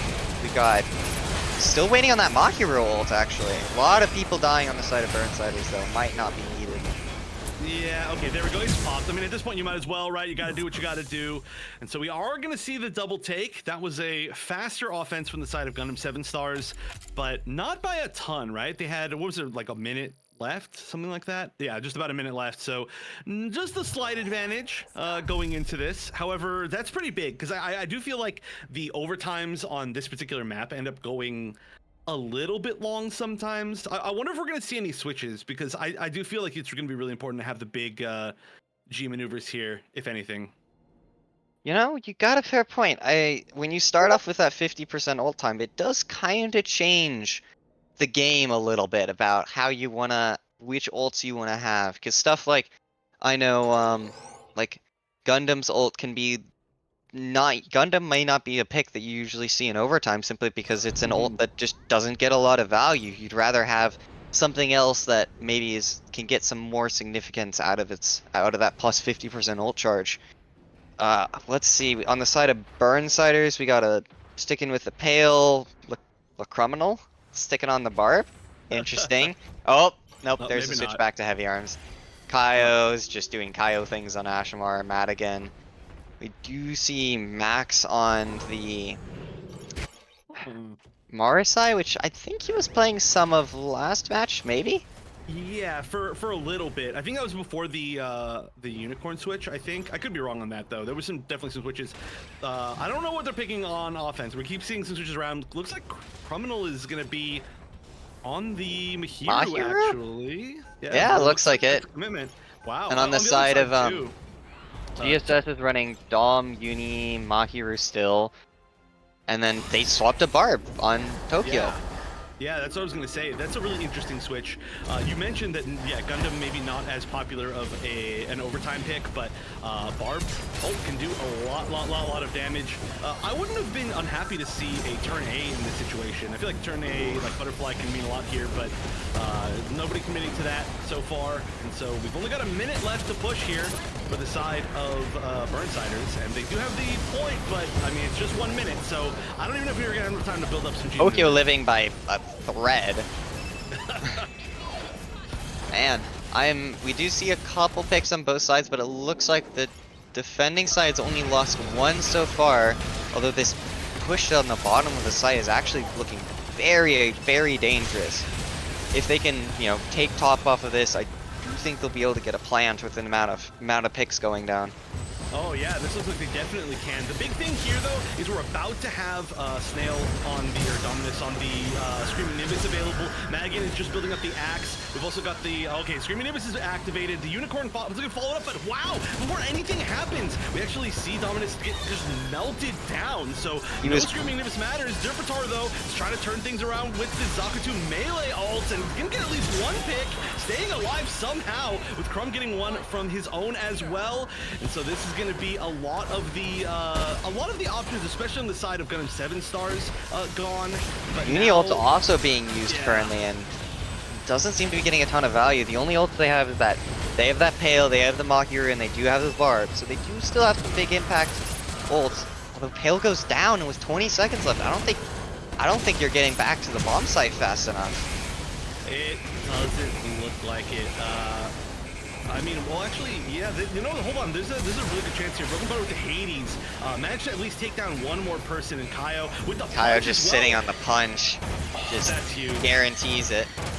Yeah, that was the one chance right there. If Derpatar had taken out Kaio and then been able to just walk over and at least start the disarm, there may have been a chance before anybody else got in position, but because of that punch, which I think was a great usage right there, no chance at all. And in fact, we're going to see a little bit of the stagger coming from the defensive spawns, so we already are picking up this waypoint, which may not matter, right? 1 minute to plant and make something happen on the bottom side here. I feel like a lot of this is going to be whether or not the teams can take the first point. We are almost getting the waypoint, but there's still a lot of defenders here. This could be a waypoint, Cap, but yeah, the defenders are healthy enough that I think they'll be able to hold, unless there's respawns. Because they do have control of waypoint, it is not contested. Burnsiders can get spawns here if they hold on to it long enough. There's the first contest, but we do see Kaio, I think, comes in off a respawn, but there's just, yeah, not enough numbers. Doesn't look like it, at least. But I mean, Snail just kills himself. Oh my Snail goes down, and with a pick from Kaio, all of a sudden the doors just open for Burnsiders to push in and get a plant. Oh, this might actually go down. Honestly, yeah, just this going down, no matter what happens, is huge. That's, I think, why we saw the ult right there, is to just try and prevent this. But every little bit of time now on the second plant means everything in the world. And honestly, they're holding this pretty well. They've got the numbers advantage. We're seeing the mines come out from the gym. Everything is solid. This is going to be really tough to retake, I think, even though it is on this side.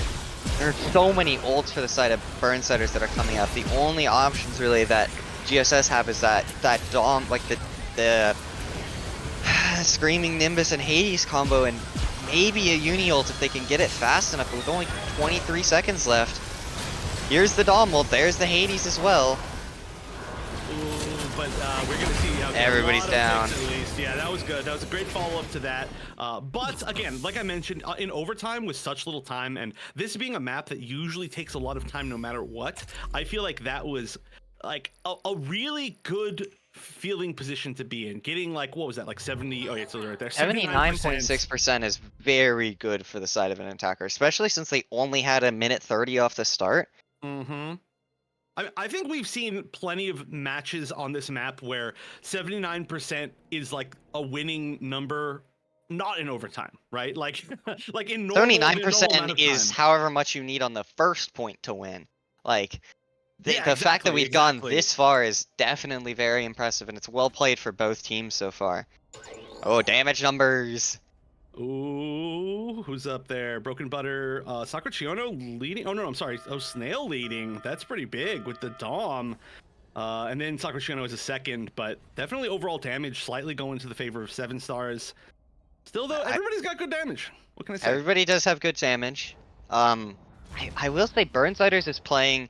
I've seen Burnsiders play as a team cohesively, maybe a bit better than Seven Stars has, and that's probably why, even despite the damage difference, they've been, making massive headway in a lot of these fights. Yeah, I'm really, go ahead, go ahead. I'm really curious to see how Seven Stars does play this attack, because when you do have that damage difference and you are putting out more damage more consistently, like that makes a much bigger impact when in overtime when teams kind of like default to being more aggressive. Mm-hmm. I feel like there's a lot of really good push through G maneuvers on the side. Okay, I like that too. They're actually gonna just they could have just cycled up the side. They didn't actually need to shoot those mines, but I guess maybe safer than sorry for later. Most people go into the waypoint, but there's 3 defenders from the side of Burnsiders. They're sitting up here. They've got a lot of AoE damage as well. You get a pick though, but yeah. this is a very, very aggressive hold, I will say, on the defender side. Usually you don't see people stick out that waypoint hold for so long. It tends to not end up in your favor, but we'll see. I mean, Derpatar did take a main spawn for some reason, didn't wait until they capped the waypoint. But maybe wasn't confident that was going to turn out that way. Which, I mean, I guess I could have seen, right? You get annihilated and you're like, well... waypoint does get flipped, though, by somebody? I'm guessing Madigan's out there fighting. Yeah, I see somebody... Oh, they went down. Yeah, it was Madigan. Finally goes down, so they are going to double retake, but... the retake. Broken Butter doing a really good job of kind of just sitting up here, doing a lot of damage from the tunnel up top. However, now there's starting to be, I think, a few too many people. Yeah, it's going to be a tough spot to get away from. Oh my gosh, already seeing the super napalm just to help try and guarantee that this plant was going down. You did mention that maybe is a little bit more of like a low impact G maneuver for going into overtime, but I mean, hey, at least it maybe built a little bit of space and we might see it built back up pretty quickly.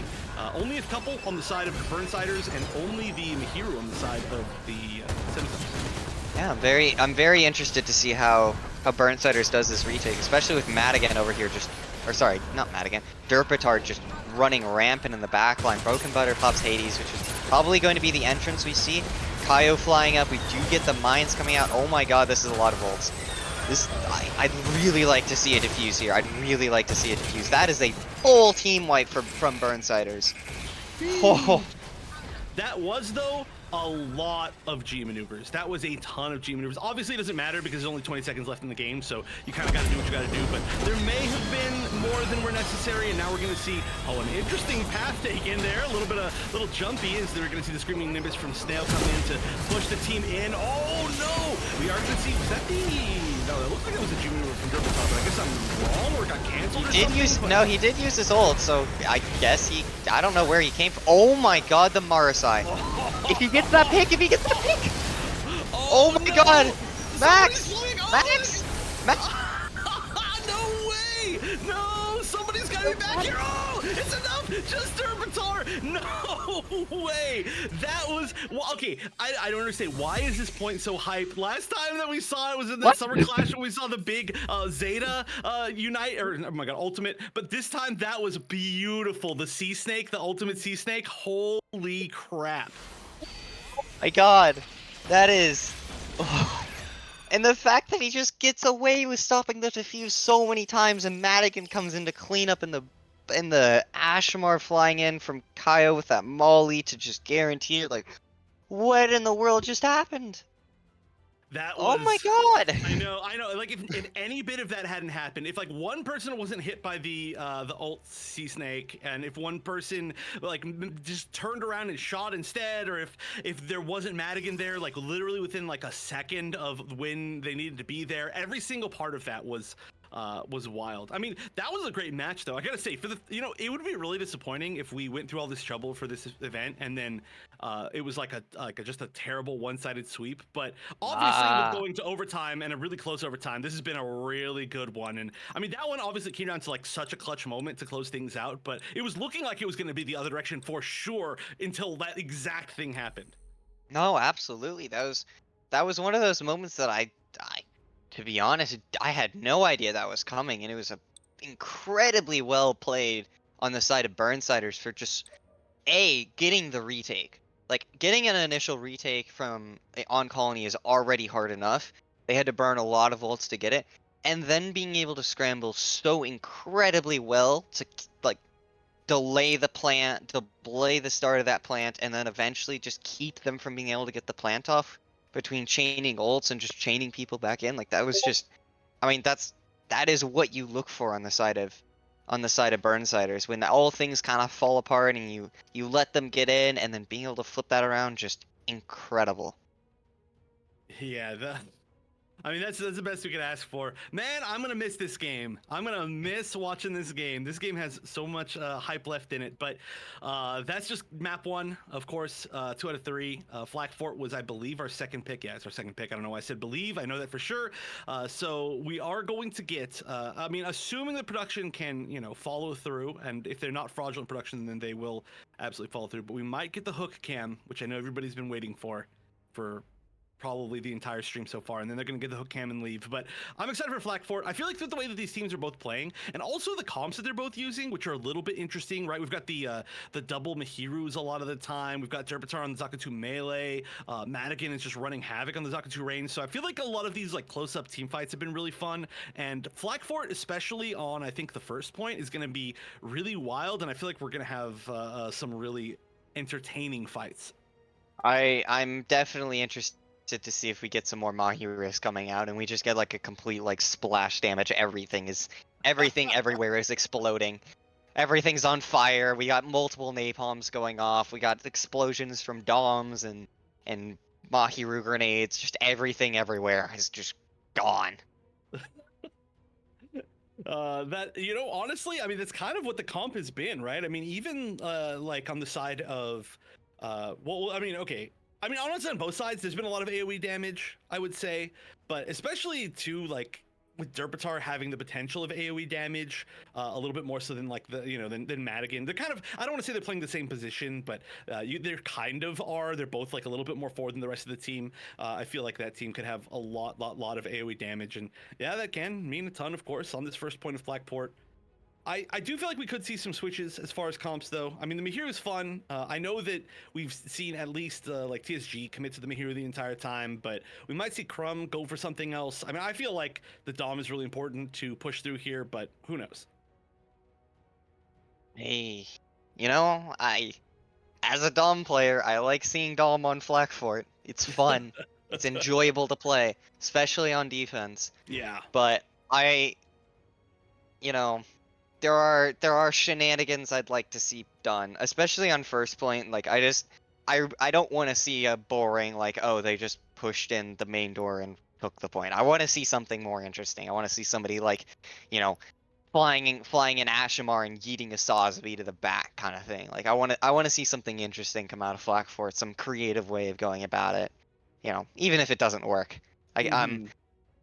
Caster love comes from creativity. It's true. There could be some fun strats, yeah, especially the fact you can fly over the building. I personally ran into some player whose name I forget on ranked, who is one of the most obnoxious players I've ever seen in my entire life. They're playing defense, and all they would do is sit next to spawn, next to the offensive spawn with Ashamar, and hit people as they're leaving, and then fly away, and then do that over and over and over. And you had to like try and chase them, otherwise they were just gonna shoot you in the back. And it was the most annoying thing I've ever seen. I beat them because a lot of times we could just get past them, but it just kind of goes to show that there's like a lot of potential for aerial mobility here on Flak Fort. I say that, of course, because that was on Flak Fort that we ended up seeing them. And once we got to the second spawn, especially, they had the whole building to fly around or through. And I don't know, we could see that. I actually want to see more Zeta. Speaking of flyers, I'm surprised we haven't seen more Zeta. That's a fair point. Like I know since Zeta came out, I've been enjoying playing him on the side, and he's a you know, I will say, respectfully, why in the world did they not nerf that suit? Holy Jesus, does Zeta go so hard when it's full charge. The fact that I can just do 640 damage across the map with 0 drop-off, just a laser beam, is hilarious to me. And, okay, I need to ask a very important question before we get into this match. Have you ever been nanoed by a Methus while playing Zeta? No, It I is the haven't most thought of hilarious thing ever. Your beam one-shots half the suits in the game. It's so That's funny, awesome. dude. Okay, here's a thought that I didn't think about. Does as we're getting into the flag fort, but is the amount of meter that you build on Zeta based on the damage you deal, or is it It's set based amounts on the damage you deal, which means that the Okay. higher meter you have, the faster you build it. It's also Yeah, the yeah. ult damage is based on meter. I've done some weird sciencing with that. I'm sure my team has heard me rant to them about how stupid Zeta's ult is in its implementation, but It's certainly something. But yeah, I was just like thinking about if you technically like got Methus ulted and then weren't at full meter yet, like if that would help you build meter faster. It's just not something I ever thought would, about. But I yeah, think.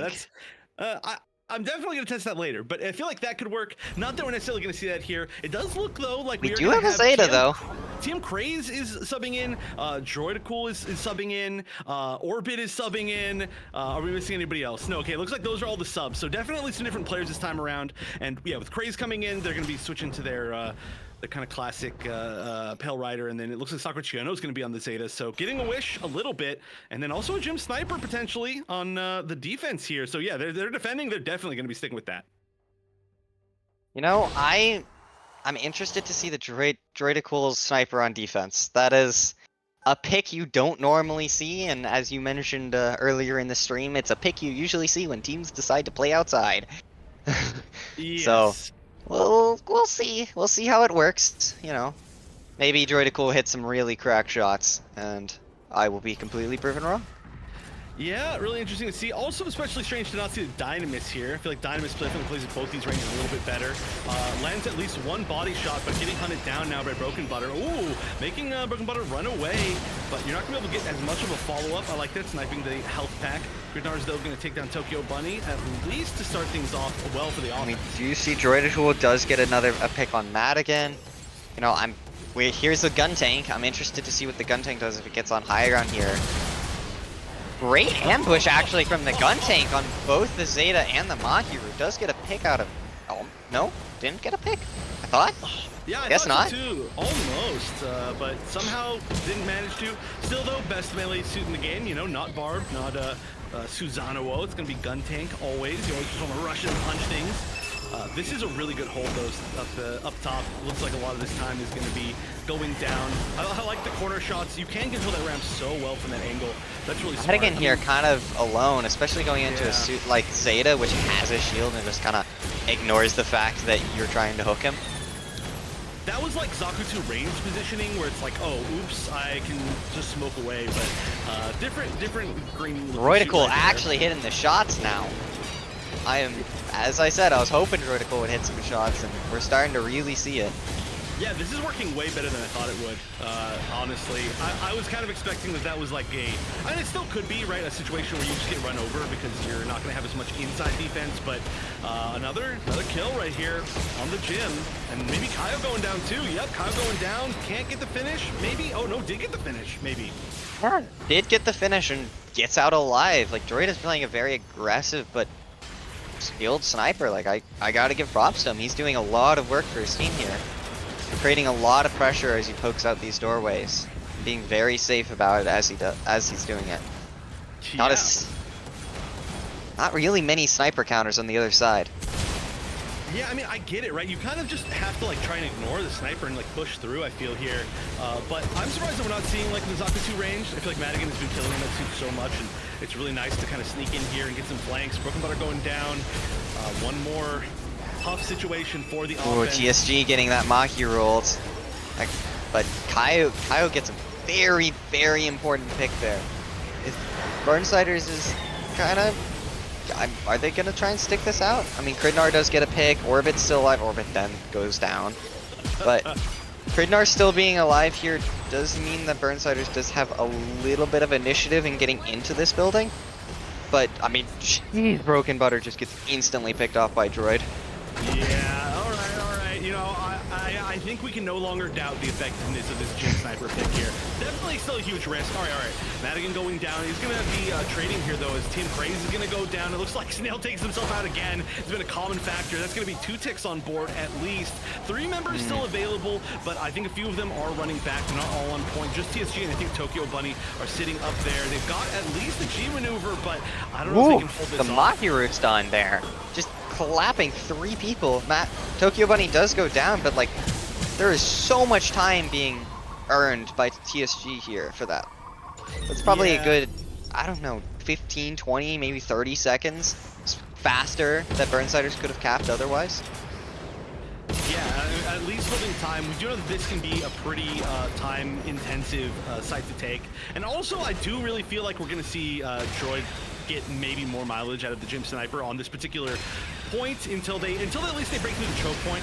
We haven't seen anything yet, but we do see the beam from Snail shooting the core fighter out of the air. I'd love to see that. 2 members going down, though, from the offense. And here's the Zeta ults, a Screaming Nimbus, as well as a Hades. This seems like a lot of ults to be used when I believe the only ult used on the side of Burnsiders was the gun tank and Broken Butter. So that was a pretty hefty trade for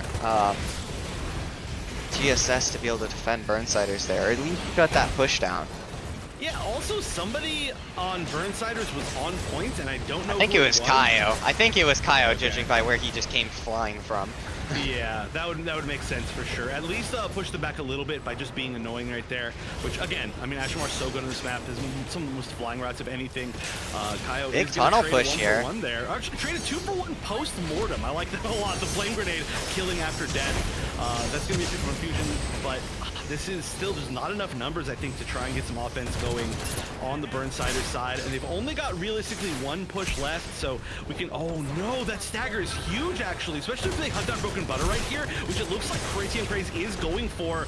If they can stop this right here, that stagger is going to be monumental. They have to push through now. 30 seconds left. You can barely get back to the point in 30 seconds on this map. No, this is going. Double kill comes out from Kridnar and his volley. You see ults coming out. Like this seems like a very desperate kind of last-minute push coming from the side of Burnsiders. It's not something I'd hope to see from them, but they're making it work. They are getting presence on point. They do have 2 ults ready to go, with Broken Butter about halfway through theirs. Not a lot of ults, but some on the side of GSS to be able to defend this. Madigan's now on the Z2R. Ooh, yeah, I like that. I like the choice a lot. Just especially too with the sniper being committed to. I mean, that's such a great counter to it. But you really need to zoom back now, no matter what. And this, honestly, this push has somehow worked out. It does look like this might be the end of it. That's gonna be Madigan going down. Nobody else left on point. So we are gonna get 65%, which I think is a lot better than I thought they were gonna do with like a few seconds left. When we were like 30 seconds left in the match, we saw the stagger there against Butter, and I just thought that was GG. That was going to be 0%. So good push, good final push, and at least you take that. Again, not a minuscule amount, enough that you could win for sure. No, absolutely not. 65% is, you know, it's not a full cap. And generally you want a full cap on Flak for it to guarantee, like, all right, no matter what happens on our defense, we're at least going through to the next round. But it's still a very solid percentage, and with a good first point hold, Burnsiders could very easily win this match. If they pull out a lot of good AoE, they pull out a lot of, pull out some really skilled play like we saw at the end of the last map, I honestly could see Burnsiders pulling a very nice win on this map. If not, go to a map 3 maybe and just get to see more of these teams playing. I consider that a win, at least from the caster side. Yeah, this has been really close. I mean, it took a really long time to take that first point. You got what you wanted, right? It wasn't just somebody pushes through first point and then takes it and that's it. It was like a lot of extended fights, and eventually maybe a little bit too extended for the side of Portland Burnsiders. But we'll see if it's the same thing as they switch sides. Looking at their comps, it looks maybe exactly the same. Sakura is sticking with the Exia pick, and TSG staying on Sazabi from the Mahiru. Definitely interesting to see. Droid on the looking for some offensive sniper play, which, I find very entertaining. And then, yeah, not a lot. Madigan back on that Marasai. Doesn't look like any changes from the Burnsiders. I do really like the switch to the Sazabi. Weirdly enough, it's like our first Sazabi in the set so far. We're living in a very strange world with strange picks. Oh, I like that lag. I saw that. Somebody over there has got some pretty high ping. But this is going to be a great angle, and Madigan going down immediately. Radnar goes down as well, and this looks like this is going to be a very quick collapse from GSS. This might be more of what we were talking about earlier, but TSG is going to go down. Sakura is running through this team right now, getting 2 picks so far. Has pretty good shielding as well. That might be the full turnaround, quite honestly. Oh no, I'm sorry, that was the offense, of course. But this is looking like we're going to have a lot of time, and in fact, 3 members of Team 7 Stars are going to be pushing forward really heavily. I like this aggression. I like this aggression. It's a good way to build up ult charge and kind of, at the very least, like hedge your bets into a better tempo, and maybe you can get through this choke faster than you would have if you give them time to set up. Oh no, this is a tough spot. We are going to see the switch as well to counter Sazabi, since Sazabi on both sides. But after the switch, it looks like we're going to have at least just one remaining. Most of the team is pretty unhealthy though inside of 7 Stars, so they've got to get some healing up. They don't actually have a true support except for the healing of Pale Rider, and really, what more do you need than that? The offense though, they're starting to push through this choke point. They've only got a few members left. They just don't have, I don't know, they don't have the pushing power. Maybe partially because they've got the sniper, because they've got the Exia, but they just haven't been able to get through. No, I'm very interested to see how they try and push through this choke. They do have some picks you don't usually see for choke breaking, and that does mean that, like, I mean, as we saw in that last fight, Broken Butter and Kridnar were getting a lot of the picks on the defensive side to help guarantee that there wasn't a clean push on the side of GSS, and now we're seeing the mines coming out from Kridnar. I don't think they got any picks out of it though, but Broken Butter popping that ult should be a pretty clean re-secure here of the choke point. I mean, even though they're getting time on the point, whoever's on that point is probably going to get collapsed on very quickly here. Yeah. Almost gets a quarter though. Droidicool. Jeez. Yeah, I mean, well, definitely not escaping that situation, and a strange choice for the Jim Sniper to be the one getting the flank, but it did almost in fact work. Some of that time might be hanging on there, and again, they don't need all the time in the world. They just need the 66% technically, and they've already got a little bit with 3.5 minutes to go, so definitely very, very doable. They're already pushing pretty well through this choke point, and Sakura Chiono is going to be a really obnoxious thing to deal with on that Exia. I think that's going to be the biggest kind of way to like break this wall. Ooh, Io getting a very good punch there. I'd like to see, I'm just as a thought, I'm very interested to see how GSS like gets control of this site, because we are in that kind of, as you said, like this brawling around B site. It's what's really important from here on is how the defense like holds on to high ground and how the attack is able to, you know, out brawl them. You know, we see that first ult come out from the side of Tokyo Bunny, popping that super napalm. And there's the Dom Hades coming out from GSS. Yeah, look at this. There were almost every single ult was available on the side of Gundam 7 Stars. They popped at least 2 of them so far. Orbit was the only one on the other side with the Trans Am and went down. But that's going to be 3 picks, 4 picks, 5 picks. Only Madigan left up on the defense. And they still need to come back in, deal with the Trans Am from the Exia, deal with the funnels, and deal with now they're going to be seen as well with the Jim Sniper ult. This is really tough. They're already at almost 50%. Fusion is going to go down. We've got New picks come out though. There is a lot of picks coming out from the side of Burnsiders. They're scrambling incredibly well, and with those mines up, they might be able to just sneak a pick on somebody. Broken Butter pops ult! Dies immediately, but Sakura is 1 HP here, just trying to hold on to the point as long as they can, but wow, Burnsiders scrambles incredibly well to retake that site. Yeah, I was surprised. I thought that was way too many resources, and now we're getting into some really good defensive resources in the next minute and a half too. I mean, they're going to have to hold on for a very, very long time here. That feels like it's a lot longer than it is, but Madigan's about to get the axe. We're about to see the barrage as well, but now that's going to be 3 members going down from the Burnsiders. A good amount of members of Gundam 7 Stars are going to be on the point. Madigan going down to Sakura Chiono on the Exia, and I think this is the first big push for what might be the last opportunity in this game to take it, and Sakura Chiono kind of popping off, taking on Broken Butter as well. Orbit does manage to get a pick on TSG, and if that pick gets secured, that's definitely going to be a massive loss on the side of GSS, but I mean, they just have to push for this point. They have to be aggressive, keep putting pressure on. There's nothing else they can do. They don't have any ults to use on the attacker side. They need to get those ults as fast as possible. And you can tell definitely from the side of Burnsiders, they are just holding on. They're getting so many very clean picks though. They got way too many clean picks all in a row right there. I mean, that was a great push from the side of Gundam 7 Stars, but they just didn't have anybody that was able to sit on point long enough to kind of focus their energy there, and so they got 0% for that. 20 seconds left. They can still make it back. That's going to be a first huge pick. Broken Butters is going to be going down to, once again, Sakura Chiono, who's been, again, popping off on this map, but 10 seconds left. They need to get on this site and just never get off of it. Otherwise, this is going to be the entire set. Kyle above with the punch, looking for something. Doesn't get to use it though.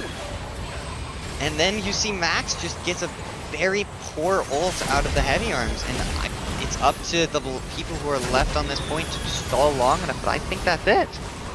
It looks like it's gonna be, and wow, the final push does it. You asked for a game 3, and it looks like we're gonna get a game 3, just barely though. But we saw both teams fight really well from kind of like being behind in resources, and again, a close match. Wow, Gym Sniper MVP on Flak for it. That was a very, very good, honestly, very well played from Droidical. Just constantly getting headshots, constantly getting very good picks.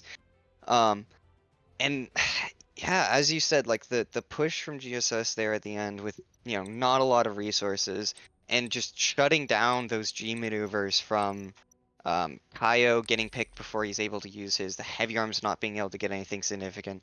Those G maneuvers were like the linchpin of Burnsiders' defense, and they just were not able to get the value necessary to be able to hold on to it. Yeah, those are those type of G maneuvers where it's really easy for, even if you feel like your positioning is good, to get like nothing out of them, right? They're very unforgiving. You have to 100% land it on specific people at specific places, otherwise you're basically losing the game, just like that.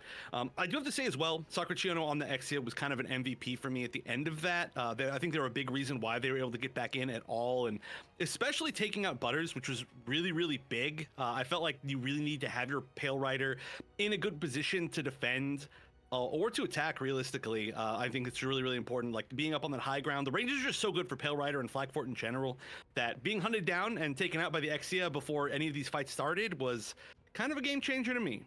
Yeah, and I was thinking in my head during that moment, I'm like, man, this is the first time Burnsiders has been able to retake the choke, but they just didn't have enough people pushing onto high ground to like secure that and back up Broken Butter, who I honestly think he was in the right place, just not at the right time. You know, one of those situations where that is generally where you want to be trying to push back to from the defense side to get control, but not having a team with you and not having, you know, quite enough control of that choke point to really get set up meant that, I mean, he did get picked quickly, and even though he came back in, it was just too late to make enough of an impact on the way that fight was going. Yeah, and then also on the other side, just again, good positioning, you know, by all the attackers right there, where they managed to like catch people thinking that they were going to be in safe positions, but they were like just a little bit too far ahead.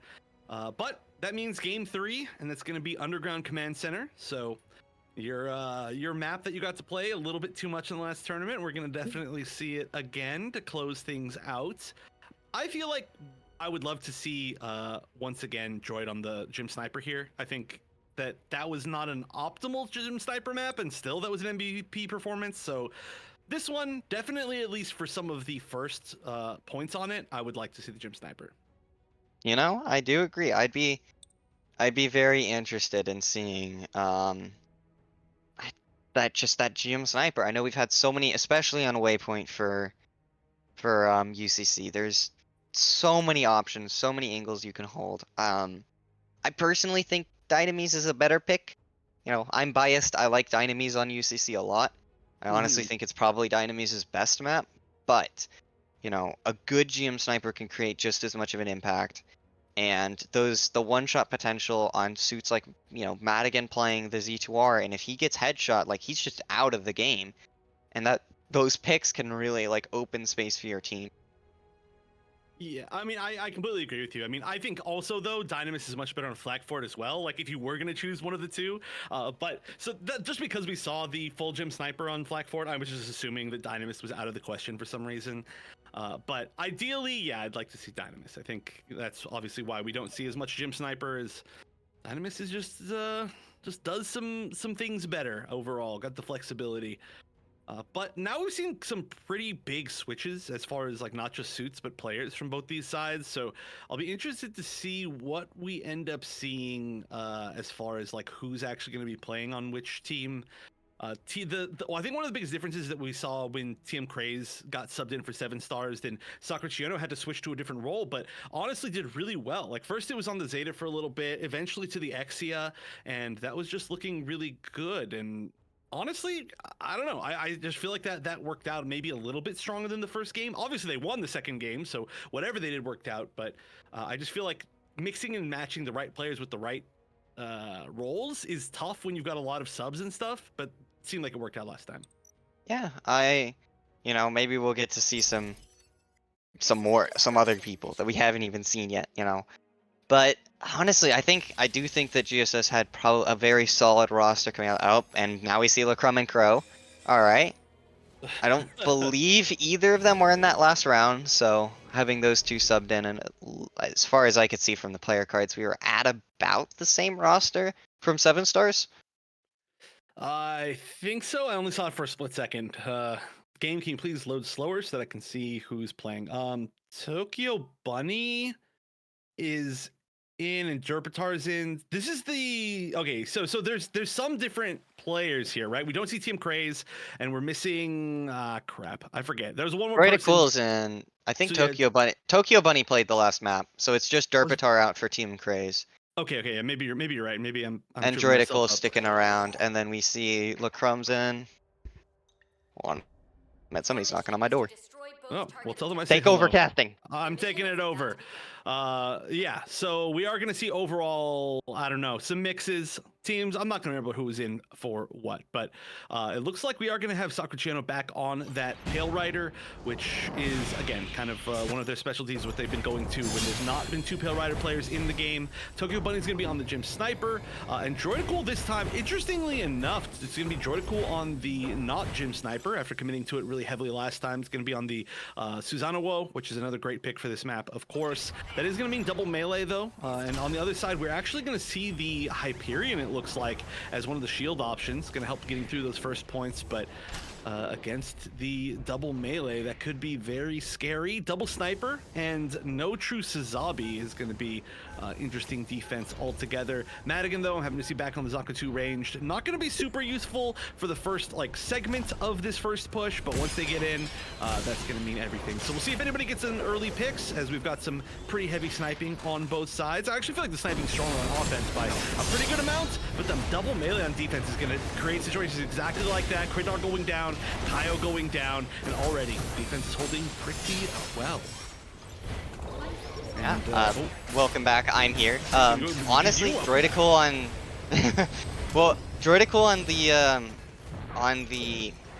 God, my brain, I play this suit so much. Susanoo is actually a really interesting pick, and having Tokyo Bunny on the sniper means that they have a lot of brawling potential between that Z2M and the Susan. These are not suits I usually expect to see, and I'd like to see the double sniper kind of counter them, just because the double sniper can get picks and kind of force the fights out of the brawler range. But that does rely a lot on the Burnsiders players being able to hit their shots and take picks and take space effectively. Yeah, so far the double melee's been working really well. I mean, that's just 2 picks in a row from, I think, 1 from each of them right there. Derpitar finally is going to go down, so he's going to have a pretty solid run back, but at least trading 1 for 1, and Droidical getting so much armor, maybe even a little bit more there. No, actually, I already got the armor from that takedown. Looks like they're going to somehow, they were almost alive, but a little bit of the health stolen from their teammate, maybe a little bit of, oh no, I needed that, why? Still, the hold is going very, very well, and Tokyo Bunny sitting up here on the gym Sniper trying to get away. He's going to do a great job of it. Does get Probably stuck going though. down. Madigan coming on that flank, doing exactly what the Z-Tower should be doing to counter a sniper, and just finding a side angle to sneak up on them. Derpatar is just gonna stick on this point and get pinned by the missiles. Yeah. I mean, it was a good attempt. You got to sit there and delay the waypoint take for a few seconds, I guess. But it looks like Joytical's probably... Oh, wait a minute. Gonna get at least one pick. Didn't actually get a hit in on that pick because no armor was gained. That would have been pretty big. This might be a retake, though. Yeah, the waypoint retaken, but the detonation is begun. Madigan sneaking behind and gets 1v1'd by a gym sniper. Did that just happen? Is that what I just saw? There's a lot of weird things have happened today, and I honestly can't say that I understand all of them, but you know what? We're here for it. I still don't understand how the things that go on in this game in general, so it just is what it is. Ooh, Tokyo Bunny just barely escaping, building the radar G maneuver pretty much on time here with 1:50 seconds left. So that's gonna Be a lot of sniper ults going out, but Derpatar getting 2 picks off of their ult. Just, there's a lot of people dead on the side of Burnsiders. This is the kind of situation you'd be really scared about losing your waypoint. I'm surprised that we haven't seen a switch from the double sniper here. Now that you've got the waypoint, I feel like you've got to deal with this double melee. They're just getting run over. As soon as one of the two gets in, it is just so hard for them to effectively deal with every single one of them. And we are still going to have Crowley and Lecruminal, excuse me, on both of the snipers. We've still got a lot of range damage, but you can see stuff like this. Look at this. This is just going to be Droidical doing a great job on the opposite end of the map as last time. Gets sniped eventually, but I mean, still, this is a 1 minute left with 0% on the plant. Yeah, honestly, the defense on the side of GSS is incredibly well done. Both of these melees are playing, how they should. Even with the picks that have been coming out from the snipers, there's just been enough space creation from everybody else on the side of GSS to get them back into the fight where they'll be back in a position to, continue doing what they've been doing. Criminal trying to get some side angles. Was a little bit too far out into the door, I think, that time, but managed to at least stay up with the shield. Is going to be taking that large health pack. Droidcal going down, so this is going to be one at least opportunity to potentially get a plant. It is going down on A, and this is probably the last chance for this to actually happen. Broken Butter and Cridnauer and Criminal all going down. Sanfricciano popping that Hades, just melting the entire team, and they're going to try to get this disarm as well, just for extra little kudos points right there. And with 3 seconds left, I don't think anybody is close enough, and that is a full hold on the first point. Nah, that is just incredibly well done from the side of GSS. Full holds on UCC are, it's perfection. You can't get any better than a full 100% hold. I mean, maybe not allow a plant, but we're not here to criticize, really. We're here to applaud and just, man, the double melee just played incredibly well. Droidical even leading in almost leading in damage. He was 5 off.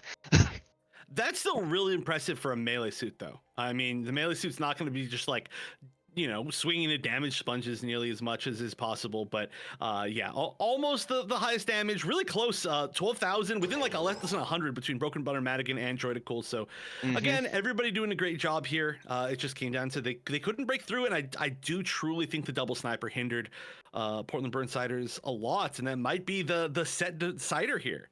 No, I do agree. I think the double sniper, well, a decent idea for the first waypoint, just it got countered fairly hard by a team comp that was designed around being able to brawl and being able to just shut down the snipers and everything just by being up in their face and in positions and picking people faster than they can kind of react to.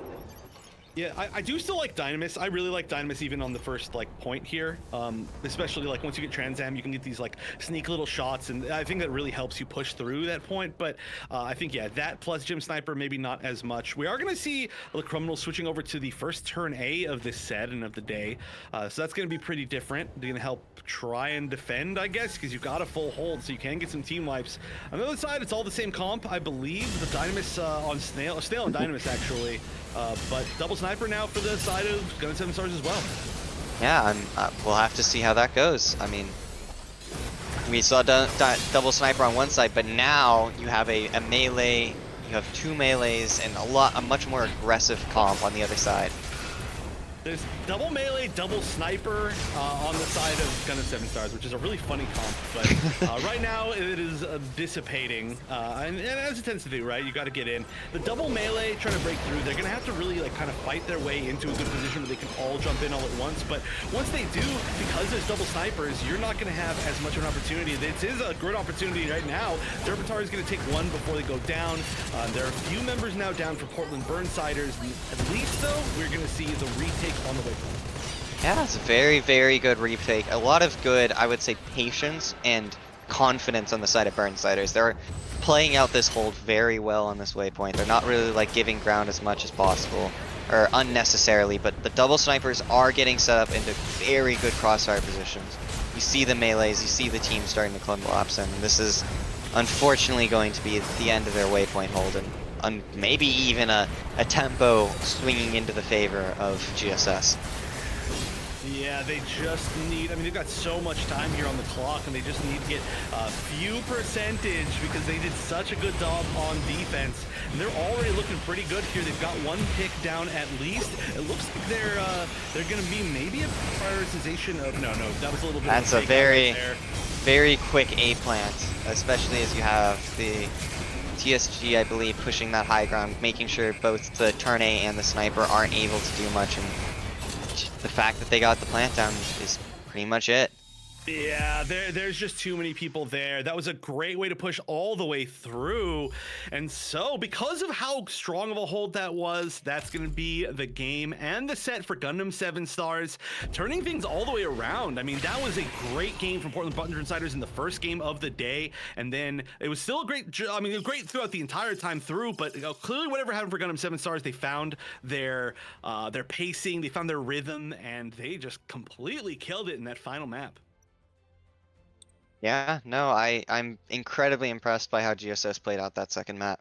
You know, Droidical and Derpitar played incredibly well on the melee side, and especially with the way that the snipers worked together to kind of create that collapse. Once they got into good positions, it was a very hard swing in the favor of GSS. And honestly, their hold was equally as good, if not better. Their hold was very, very well done. They played to the strengths of their suits. They managed to, you know, almost counterplay the double sniper from the side of PDX, and it was very well done.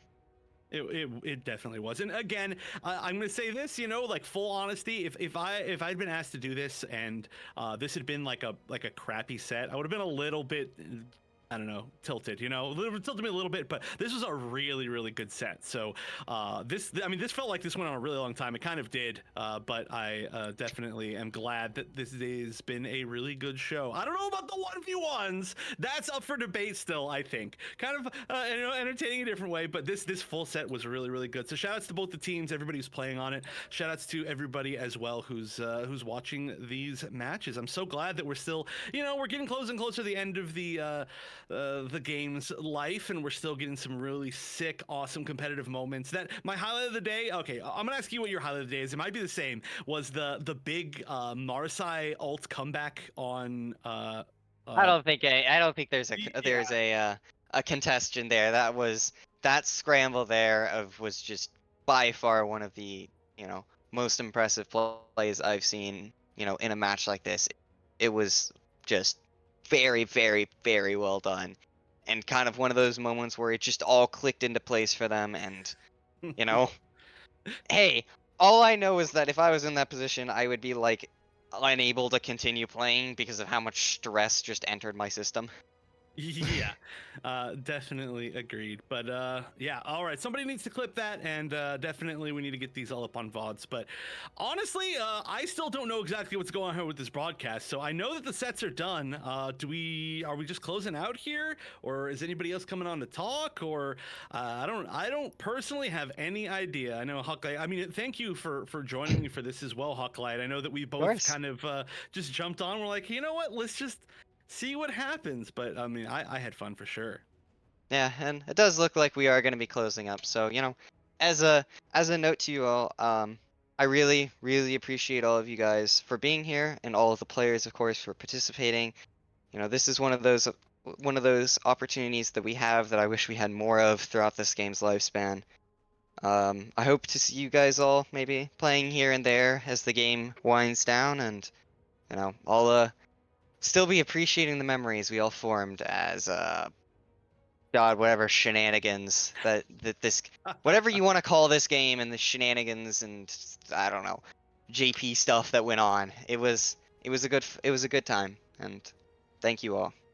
Well, I couldn't have said it better myself. So then that does mean, I guess, it is the end here. I agree with all those sentiments. So thank you for watching. I don't know. I always like to say see y'all next time, but I don't know what's happening next for Gundam Evo. Everybody, let's try to run some more stuff before this game goes down. But thank you again one more time, everybody, for watching, everybody for putting on this little event, and Portland Burnsiders and Gundam 7 Stars, of course, for playing. I'll see you all around. I don't know where, but thanks from me, thanks from Hawklight, and we'll see you all later. Have a good night.